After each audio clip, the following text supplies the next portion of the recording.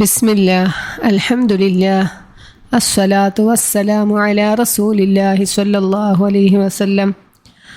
റബ്ബി ഇശ്റഹ് ലി സദ്രി വയസ്സിർ ലി അംരി വഹ്ലുൽ ഉഖ്ദതം മിൻ ലിസാനി യഫ്ഖഹു ഖൗലി. അസ്സലാമു അലൈക്കും വറഹ്മത്തുള്ളാഹി വബറകാതുഹു. അൽഹംദുലില്ലാഹ്, അള്ളാഹുവിൻ്റെ അനുഗ്രഹം കൊണ്ട് നമ്മൾ സൂറത്തുൽ ബഖറ മുഴുവനായും അർത്ഥം മനസ്സിലാക്കി കഴിഞ്ഞു.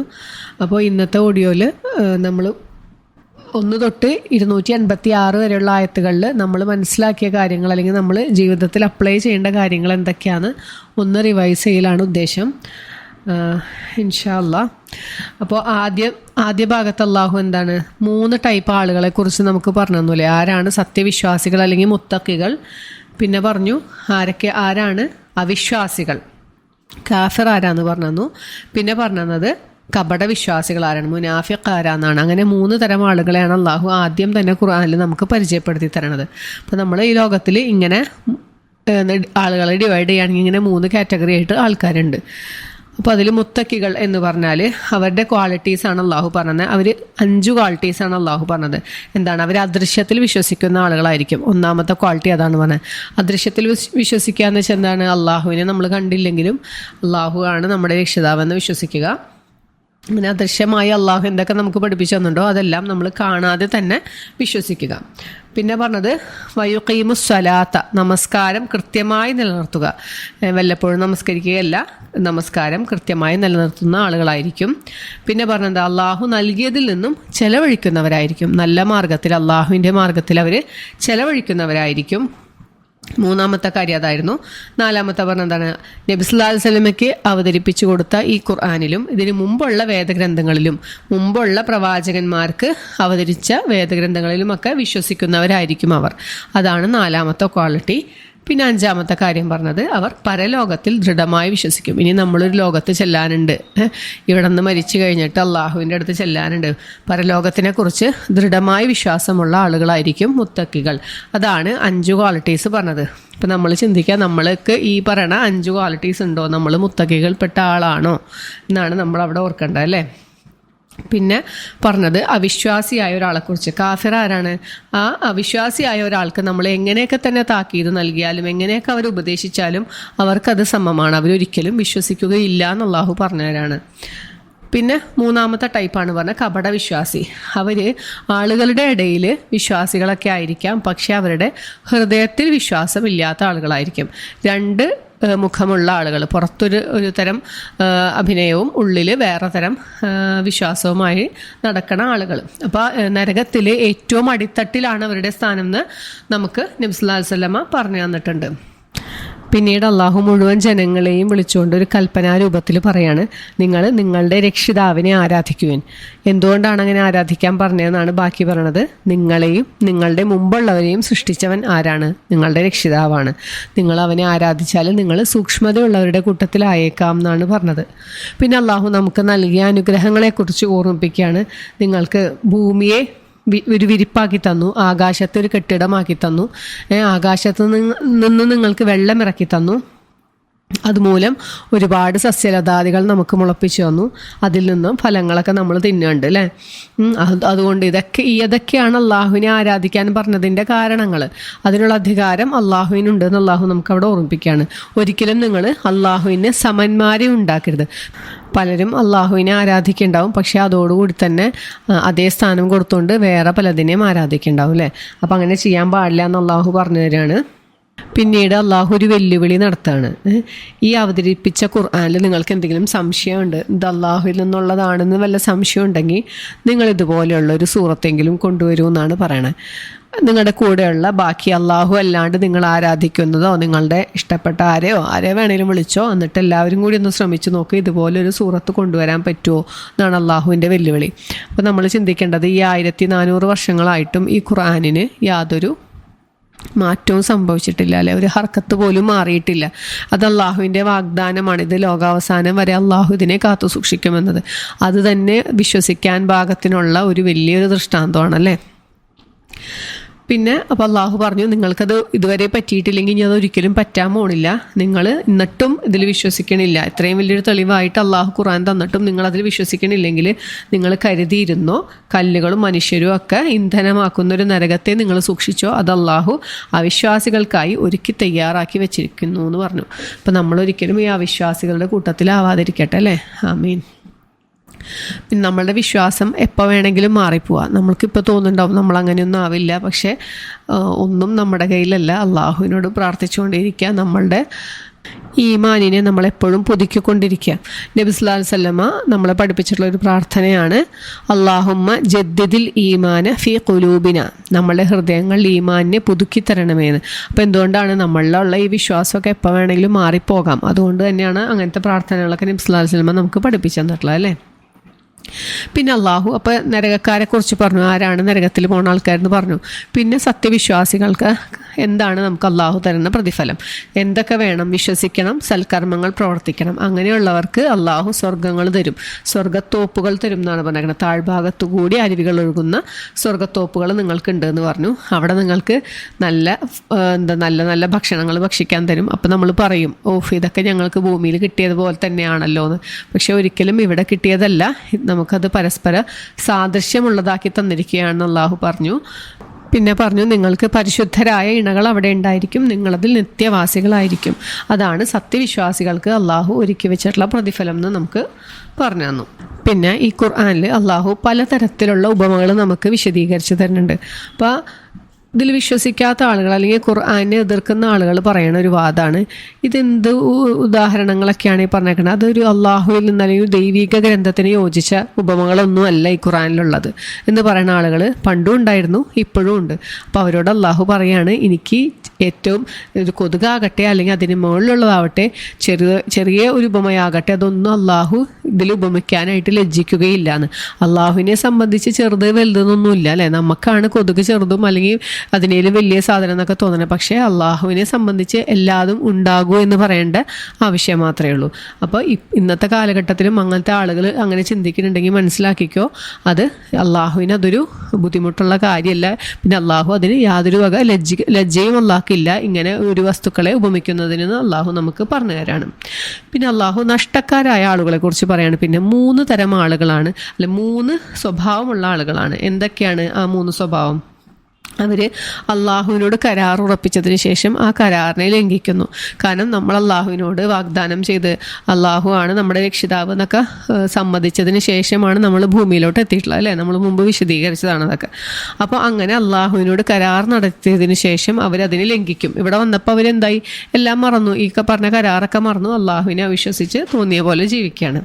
അപ്പോൾ അതൊരു കാര്യം. പിന്നെ പറഞ്ഞെന്താണ്, അള്ളാഹു ചേർക്കാൻ കൽപ്പിച്ചതിനെ അവർ മുറിച്ചു കളയുന്നു. ചേർക്കാൻ കൽപ്പിച്ച എല്ലാവിധ ബന്ധങ്ങളെയും അല്ലെ, കുടുംബ ബന്ധമായിക്കോട്ടെ, അയൽവക്ക ബന്ധമായിക്കോട്ടെ, അല്ലെങ്കിൽ എല്ലാവിധ ബന്ധങ്ങളെയും അവർ മുറിച്ച് കളയാണ് ഈഹത്തിലെ പല താല്പര്യങ്ങൾക്കും വേണ്ടിയിട്ട്. പിന്നെ പറഞ്ഞെന്താണ്, അവർ ഭൂമിയിൽ നാശമുണ്ടാക്കുന്ന ആളുകളാണ്. ഈ 3 തരം ഈ സ്വഭാവമുള്ള ആളുകളാണ് നഷ്ടക്കാരെന്ന് അള്ളാഹു നമുക്ക് പറഞ്ഞു തരാണ്. പിന്നെ അള്ളാഹു ഒരു ചോദിക്കാൻ, നിങ്ങൾ എങ്ങനെയാണ് അള്ളാഹുവിനെ അവിശ്വസിക്കണത്? കാരണം നിങ്ങൾ ഒന്നും അല്ലാത്തതിൽ നിന്ന് നിങ്ങളെ സൃഷ്ടിച്ചു, പിന്നെ നിങ്ങൾക്ക് ഇവിടെ ജീവിതം നൽകി, അത് കഴിഞ്ഞിട്ട് നിങ്ങൾ മരിച്ചു പോവുകയാണ്, പിന്നെയും അള്ളാഹു നിങ്ങളെ ജീവിപ്പിക്കുന്നു. ഇങ്ങനെയുള്ളൊരു അള്ളാഹുവിനെ നിങ്ങൾ എന്ത് കാരണം കൊണ്ടാണ് അവിശ്വസിക്കുന്നത് എന്നാണ് ചോദ്യം. നമ്മൾ ചിന്തിക്കേണ്ട ഒരു ചോദ്യം അള്ളാഹു നമ്മുടെ മുമ്പിലോട്ട് തരികയാണ് അല്ലേ. പിന്നെ അള്ളാഹു നമുക്ക് പറഞ്ഞു തരുന്നത് മനുഷ്യൻ്റെ സൃഷ്ടിപ്പിനെ കുറിച്ചിട്ടാണ്. അള്ളാഹു മനുഷ്യനെ സൃഷ്ടിച്ചു അല്ലെ. ആദം അലൈഹിസ്സലാമിനെ ആദ്യമായി സൃഷ്ടിച്ചു. എന്നിട്ട് ആദം അലൈഹിസ്സലാമിന് എല്ലാ പേരുകളും പഠിപ്പിച്ചു കൊടുത്തു. അതായത് അവനറിയാത്ത കാര്യങ്ങളെല്ലാം അള്ളാഹു പഠിപ്പിച്ചു കൊടുത്തു. എന്നിട്ട് മലക്കുകളോട് സുജൂദ് ചെയ്യാൻ പറയാണ്. മലക്കുകളുടെ കൂട്ടത്തിൽ ആരുണ്ട്? ജിന്ന് വർഗത്തിൽപ്പെട്ട ഇബ്ലീസും കൂടിയുണ്ട്. ഇവരോട് ആദം അലൈഹിസ്സലാമിന് സുജൂദ് ചെയ്യാൻ പറഞ്ഞപ്പോൾ ഇബ്ലീസ് വിസമ്മതിച്ചു, അഹങ്കാരം നടിച്ചു. ആ അഹങ്കാരമാണ് അവൻ്റെ അപ്പോൾ അതുവരെ ഉണ്ടായിരുന്ന ആ പദവിയിൽ നിന്ന് ഏറ്റവും നിന്ദ്യനായി മാറ്റിയതല്ലേ. അപ്പോൾ ആ അഹങ്കാരം നമ്മളിൽ ആരിലും ഉണ്ടാവാതിരിക്കട്ടെ. അങ്ങനെ എന്താണ്, പിന്നെ അള്ളാഹു ആദം അലൈഹിസ്സലാമിനെ ഹവ്വാ ബീവിനെ സ്വർഗത്തിൽ പ്രവേശിപ്പിച്ച കാര്യം പറയാണ്. അപ്പോൾ ഇബ്ലീസിന് എന്തായാലും മനുഷ്യനോട് നല്ല ശത്രുത ഉണ്ട്. കാരണം ഈ മനുഷ്യൻ്റെ മുമ്പിൽ സുജൂദ് ചെയ്യാൻ പറഞ്ഞിട്ട് സുജൂദ് ചെയ്യാത്തത് കൊണ്ടാണ് അള്ളാഹുവിൻ്റെ കോപം കിട്ടിയത്.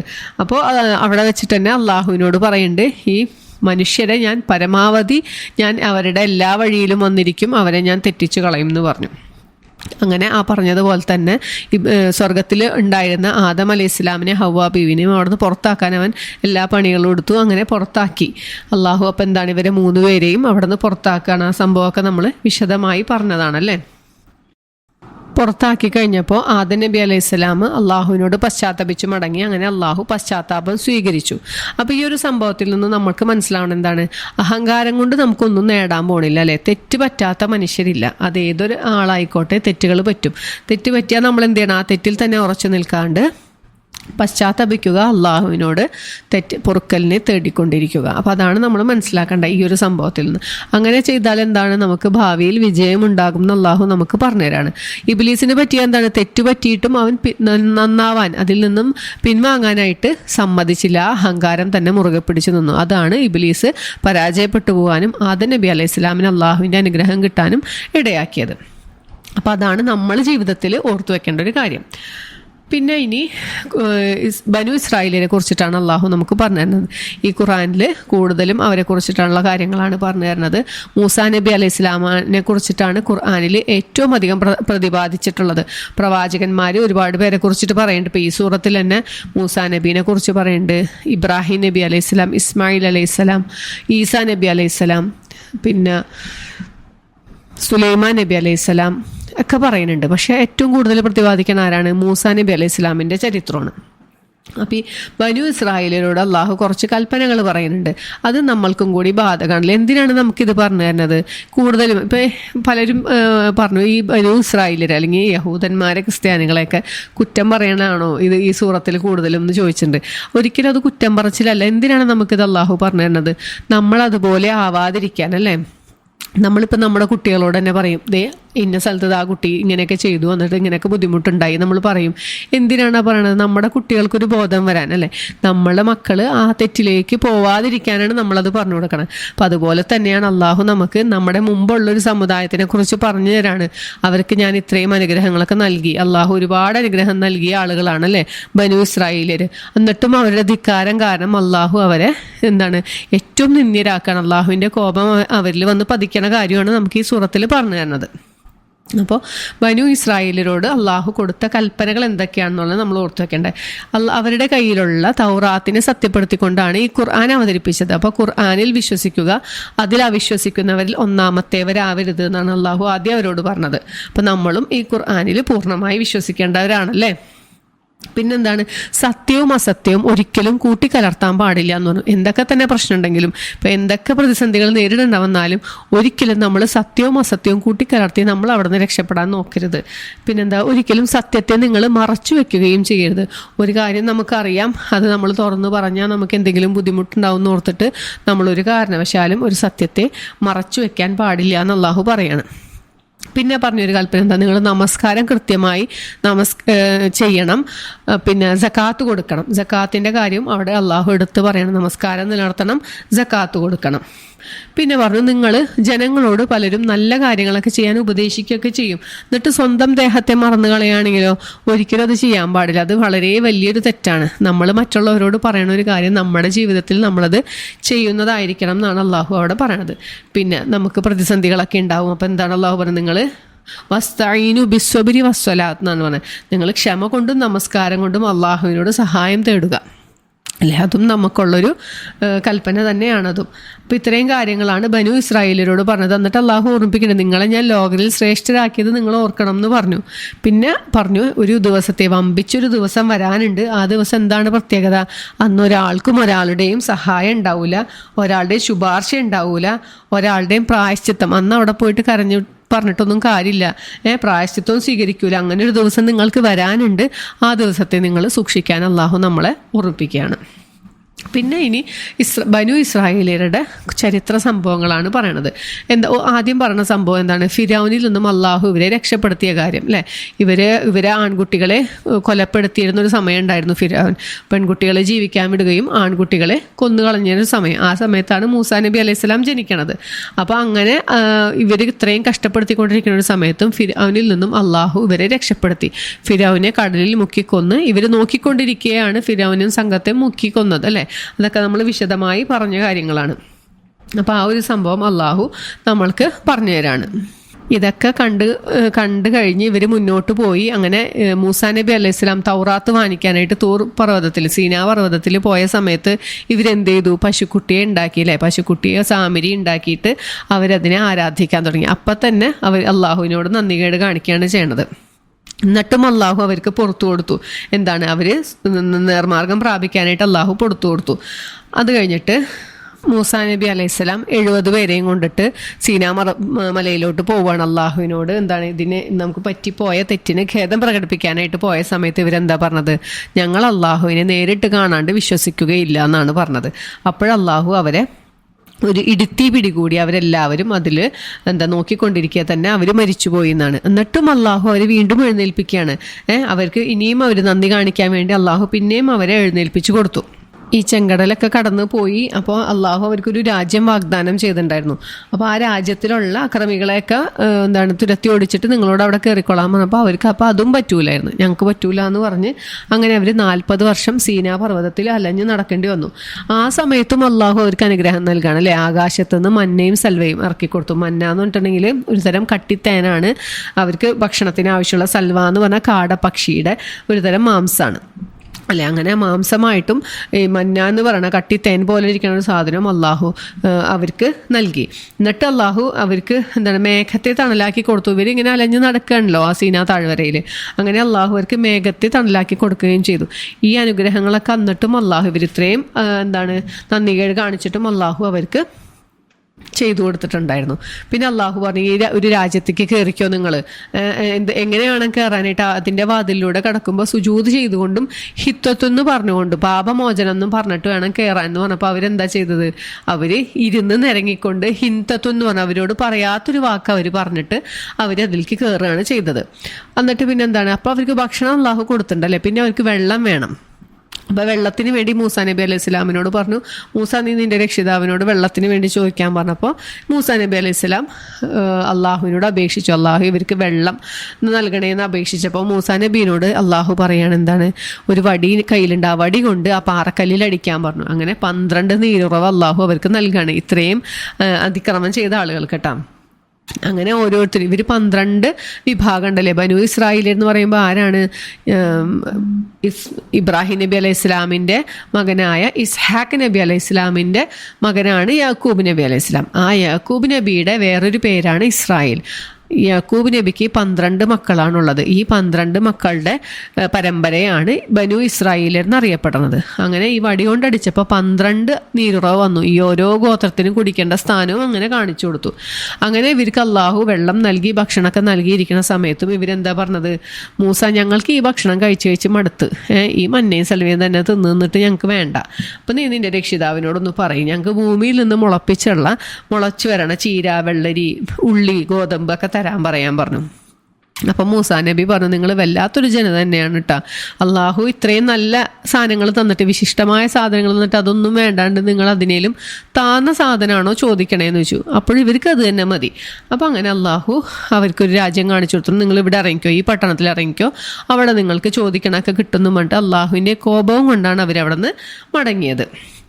അതാണ് ഒരു സംഭവം പറഞ്ഞിട്ടുള്ളത് ബനു ഇസ്രായേലിനെ കുറിച്ചിട്ട്. പിന്നീട് അള്ളാഹു പറഞ്ഞു തരുന്നൊരു കാര്യം, നിങ്ങൾ ഏതൊരു മതവിശ്വാസി ആയിക്കോട്ടെ, ഇപ്പോൾ നിങ്ങൾ ഏത് മതത്തിലാണ്, ഇപ്പോൾ യഹൂദി ആയിക്കോട്ടെ, ക്രിസ്ത്യാനി ആയിക്കോട്ടെ, അല്ലെങ്കിൽ നിങ്ങൾ അള്ളാഹുൽ വിശ്വസിച്ചു എന്ന് പറഞ്ഞൊരാളായിക്കോട്ടെ, അല്ലെങ്കിൽ സ്വാബി എന്നിട്ടൊരു വിഭാഗം ഉണ്ടായിരുന്നു അതിൽപ്പെട്ട ആളായിക്കോട്ടെ, ആരാണെങ്കിലും കുഴപ്പമൊന്നുമില്ല. നിങ്ങൾ അള്ളാഹുവിൽ വിശ്വസിക്കുകയും അന്ത്യദിനത്തിൽ വിശ്വസിക്കുകയും സൽക്കർമ്മങ്ങൾ പ്രവർത്തിക്കുകയും ചെയ്താൽ നിങ്ങൾക്ക് അള്ളാഹുവിൻ്റെ അടുത്ത് വലിയ പ്രതിഫലം ഉണ്ട് എന്ന് പറഞ്ഞു. അതിൽ നമ്മളെന്താ മനസ്സിലാക്കേണ്ടത്? നമ്മളിപ്പോൾ ജന്മം കൊണ്ട് തന്നെ ഇസ്ലാം ആവണമെന്നില്ല അല്ലെ. എല്ലാ കുട്ടികളും ശുദ്ധപ്രകൃതിയോട് കൂടിയാണ് ജനിക്കണമെന്ന് നമുക്ക് അള്ളാഹു പറഞ്ഞു തന്നിട്ടുണ്ടല്ലേ. ഇപ്പം നമുക്കിപ്പോൾ നമ്മുടെ നാട്ടിലുള്ള ഇപ്പോൾ നോക്കാം, എനിക്കിപ്പോൾ ഒരു ബ്രാഹ്മണനാവണമെന്ന് വെച്ചാൽ നടക്കൂ? ഇല്ലാതെ എങ്ങനെയാണ്? ജന്മം കൊണ്ട് കിട്ടണം അല്ലേ. ബ്രാഹ്മണൻ, ശൂദ്രൻ, അങ്ങനെ പറഞ്ഞ ഓരോ വിഭാഗങ്ങളും എങ്ങനെയാണ്? അവർ ജനിക്കുമ്പോൾ തന്നെ കിട്ടണതാണ്. അപ്പോൾ ഇസ്ലാം എന്ന് പറയണത് അങ്ങനെയല്ല എന്നാണ് അള്ളാഹു പറഞ്ഞത്. നിങ്ങൾ ഇപ്പോൾ ഏതൊരു മതവിശ്വാസി ആയിക്കോട്ടെ, നിങ്ങൾ അതൊക്കെ വിട്ടിട്ട് അള്ളാഹുവിനെ ആരാധിക്കുകയും അള്ളാഹുവിൽ വിശ്വസിക്കുകയും സൽക്കർമ്മങ്ങൾ പ്രവർത്തിക്കുകയും ചെയ്താൽ നിങ്ങൾക്ക് വമ്പിച്ച പ്രതിഫലം അള്ളാഹു ഒരുക്കി വെച്ചിട്ടുണ്ട് എന്നാണ് അള്ളാഹു നമുക്ക് പറഞ്ഞു തരുന്നത്. പിന്നെ ബനു ഇസ്രായേലിൽ നിന്നും അള്ളാഹു വാങ്ങിയ ഒരു കരാറിനെ കുറിച്ചിട്ടാണ് പറയണത്, അല്ലെങ്കിൽ ഒരു ഉറപ്പ്. എന്താണ്? ഈ തൂർ പർവ്വതത്തെ അള്ളാഹു ഉയർത്തിപ്പിടിച്ചുകൊണ്ട് അവരിൽ നിന്നൊരു ഉറപ്പ് വാങ്ങിച്ചു. എന്താണ്? നിങ്ങൾക്ക് അവതരിപ്പിച്ച് തന്ന നിങ്ങളുടെ വേദഗ്രന്ഥത്തെ, അതായത് തൗറാത്തിനെ നിങ്ങൾ മുറുകെ പിടിക്കുക, അതിൽ പറഞ്ഞിട്ടുള്ള കാര്യങ്ങളൊക്കെ നിങ്ങൾ ഓർത്തുകൊള്ളുക, നിങ്ങൾ അതനുസരിച്ച് ജീവിക്കുക എന്നൊക്കെ പറഞ്ഞു. എന്തിനാണ് അള്ളാഹു ഈ തൂർ പർവ്വതത്തെ ഉയർത്തിപ്പിടിച്ചത്? ഈ ഒരു കരാറിൻ്റെ വലിപ്പം അവരെ ഓർമ്മിപ്പിക്കാനായിട്ട്. ഇത് ചെറിയൊരു കാര്യമല്ല, ഒരു ഗൗരവമേറിയ വിഷയമാണ് എന്ന് അവർ എന്നും ജീവിതത്തിൽ ഓർമ്മിച്ചിരിക്കാൻ വേണ്ടിയിട്ടാണ് ഈ തൂർ പർവ്വതം ഉയർത്തിപ്പിടിച്ചുകൊണ്ട് അള്ളാഹു ഇവരിൽ നിന്ന് കരാർ വാങ്ങിയത്. ഈ സംഭവം 2 തവണ ഇപ്പം ഈ ഒരു സൂറത്തിൽ തന്നെ പറഞ്ഞിട്ടുണ്ടല്ലേ. അപ്പം അത് അന്നത്തെ അറബികളിലിടയിലും ഈ ഒരു സംഭവം വളരെ പോപ്പുലർ ആയിരുന്നു. അതുകൊണ്ടാണ് അതിനെക്കുറിച്ച് വിശദമായിട്ടൊന്നും അള്ളാഹു ഇതിൽ പറഞ്ഞു തന്നില്ല. അങ്ങനെ കരാറ് വാങ്ങിച്ചു. എന്നിട്ട് ഇവരുടെ അടുത്ത ഒരു ധിക്കാരത്തിനെ കുറിച്ചിട്ടാണ് അള്ളാഹു പറയണത്. അള്ളാഹു എന്താണ് ഇവരോട് പറഞ്ഞത്? ശനിയാഴ്ച ദിവസം നിങ്ങൾ ജോലികളൊന്നും ചെയ്യാൻ പാടില്ല, അന്ന് ആരാധനാ കർമ്മങ്ങൾ മാത്രം ചെയ്ത് ആരാധനയിൽ മുഴുകിക്കൊണ്ടിരിക്കണം എന്ന് പറഞ്ഞു. അപ്പോൾ ഇത് ഒരു സമുദ്രത്തിൻ്റെ തീരത്തുള്ള ജനങ്ങളുടെ ഒരു സംഭവമാണ് ഈ പറയണത്. അപ്പോൾ അന്ന് അവരിൽ കൂടുതലും മത്സ്യത്തിനെ പിടിച്ച് ജീവിക്കുന്ന ആളുകളായിരുന്നു, കടലിൽ പോകുന്ന ആളുകളാണ്. അപ്പോൾ ഈ ശനിയാഴ്ച ദിവസം അന്നാണെങ്കിൽ ചാകര, അള്ളാഹു അന്ന് അവർക്ക് ഒരു പരീക്ഷണം വെക്കുകയാണ്. അന്നാണെങ്കിൽ നിറച്ച് മീനുകൾ വരെ മുമ്പിൽ ഇങ്ങനെ പൊന്തി കളിച്ചുകൊണ്ടിരിക്കുകയാണ്. അപ്പോൾ ഇവർക്ക് ക്ഷമയില്ല. ഇവരെന്ത് ചെയ്തു? അള്ളാഹു പറഞ്ഞത് എന്താണ്? അന്ന് പണിയൊന്നും എടുക്കാൻ പാടില്ല എന്നാണ്, ആരാധനകൾ മാത്രം നടത്തണം എന്നാണ് പറഞ്ഞത്. പക്ഷെ ഇവരെന്ത് ചെയ്തു? അന്നത്തെ ദിവസം പോയിട്ട്, ശനിയാഴ്ച പോയിട്ട് മീനെ പിടിക്കൂല, ഇവർ വലയൊക്കെ കെട്ടി എല്ലാം റെഡിയാക്കി വെക്കും. ഈ മീനൊക്കെ വലയ്ക്കുള്ളിലാക്കി വെച്ചിട്ട് ഞായറാഴ്ച പോയിട്ട് പിടിക്കും. അപ്പോൾ അള്ളാഹുവിനെ പറ്റിക്കണ ഒരു പരിപാടി അവരന്ന് ചെയ്തു. അങ്ങനെ അള്ളാഹുവിൻ്റെ കോപം അവരിൽ വന്നു. അവരെ അള്ളാഹു കുരങ്ങുകളാക്കി മാറ്റി. ഇവരുടെ രൂപം തന്നെ അള്ളാഹു മാറ്റിക്കളഞ്ഞു. എന്നിട്ടും അള്ളാഹു പിന്നെ അതെന്തിനാണ് അങ്ങനെ കുരങ്ങുകളാക്കിയത്? ആ ശിക്ഷ എപ്പോഴും ഓർത്തിരിക്കാൻ, അവർക്ക് ശേഷമുള്ളവർക്കും ഒരു ഓർമ്മ ഉണ്ടാവാൻ വേണ്ടിയിട്ടാണ് അള്ളാഹു, അവർക്കൊരു ദൃഷ്ടാന്തമായിക്കൊണ്ടാണ് അള്ളാഹു അവരെ അങ്ങനെ ആക്കിയത്. ഇനി അടുത്തത് അള്ളാഹു പറയണത് പശുവിൻ്റെ സംഭവം എന്നറിയപ്പെടുന്ന, ഈ സൂറത്തിന് ബക്കറ എന്ന് പേര് കിട്ടാൻ കാരണമായ ഒരു സംഭവത്തിനെ കുറിച്ചിട്ടാണ് അള്ളാഹു പറയണത് അല്ലേ. ഈ ബനു ഇസ്രായേലിൽ ഉണ്ടായിരുന്ന ഒരു ധനികനായ ഒരാൾ കൊല്ലപ്പെടുകയാണ്. അയാളുടെ അനന്തരാവകാശികളിൽപ്പെട്ട ഒരാൾ തന്നെയാണ് അയാളെ കൊല്ലണത്. എന്നിട്ട് ആ മൃതദേഹം അയാൾ വഴി കൊണ്ടിട്ടിട്ട് മറ്റുള്ളവരുടെ മേൽ ആരോപിക്കുകയാണ് അല്ലേ, കുറ്റം ആരോപിച്ചു. അങ്ങനെ കൊലയാളിയെ കണ്ടുപിടിക്കണ ഒരു സംഭവമായിരുന്നു അള്ളാഹു ഇവിടെ പറഞ്ഞു തന്നത്. അപ്പോൾ അതിലും അള്ളാഹു അവരെ പരീക്ഷിക്കുകയാണ് ഉണ്ടായത്. ഒരു പശുവിനെ അറക്കാൻ പറഞ്ഞുകൊണ്ട് അള്ളാഹു പരീക്ഷിച്ചു. അങ്ങനെ ഒരു നിലയ്ക്കും അവർക്ക് മനസ്സുകൊണ്ട് ആഗ്രഹമില്ലെങ്കിലും അവർ യാതൊരു വക നിവൃത്തിയില്ലാണ്ട് ആ പശുവിനെ അറക്കണ സംഭവമാണ് നമ്മൾ കണ്ടത് അല്ലേ. അപ്പോൾ ഈ ഒരു സംഭവമാണ് നമുക്ക് ഈ ഒരു സൂറത്തിന് ബക്കറ എന്ന് പേര് കിട്ടാൻ കാരണമായതും. അതൊക്കെ നമ്മൾ വിശദമായിട്ട് ആ ഒരു സംഭവം പറഞ്ഞപ്പോൾ പറഞ്ഞതാണ്. അപ്പോൾ അതിൽ അള്ളാഹു പറഞ്ഞു, അവരുടെ ഹൃദയങ്ങൾ പാറക്കല്ലുകളിലും കഠിനമായി പോയി. പാറക്കല്ലുകളിൽ തന്നെ വെള്ളം പൊട്ടി ഒഴുകുന്നവയുണ്ട്, അള്ളാഹുവിനെ പേടിച്ച് താഴെ വീഴുന്നുണ്ട്. അപ്പോൾ ആ പാറക്കല്ലിനെയും കഠിന ഹൃദയരായി മാറിയെന്നാണ് ബനു ഇസ്രായേലിനെ കുറിച്ചിട്ട് അള്ളാഹു പറഞ്ഞു തന്നത് അല്ലേ.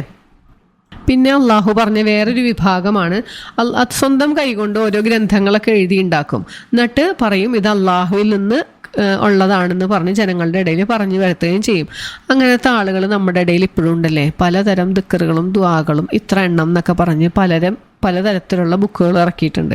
അപ്പോൾ അവരോട് അള്ളാഹു പറയാണ്, അവരുടെ കൈകൾ കൊണ്ട് എഴുതി ഉണ്ടാക്കിയത് അവർക്ക് നാശമാണ്. അവരെന്തിനാണ് ഇത് എഴുതി ഉണ്ടാക്കിയത്? ഈ ഹത്തിലെ തുച്ഛമായ ലാഭം മാത്രം മോഹിച്ചിട്ടാണ് അവരിതിങ്ങനത്തെ ഓരോരോ ബുക്കുകളാവട്ടെ അല്ലെങ്കിൽ ഓരോ പ്രസ്താവനകളാവട്ടെ നടത്തുന്നത് അല്ലേ.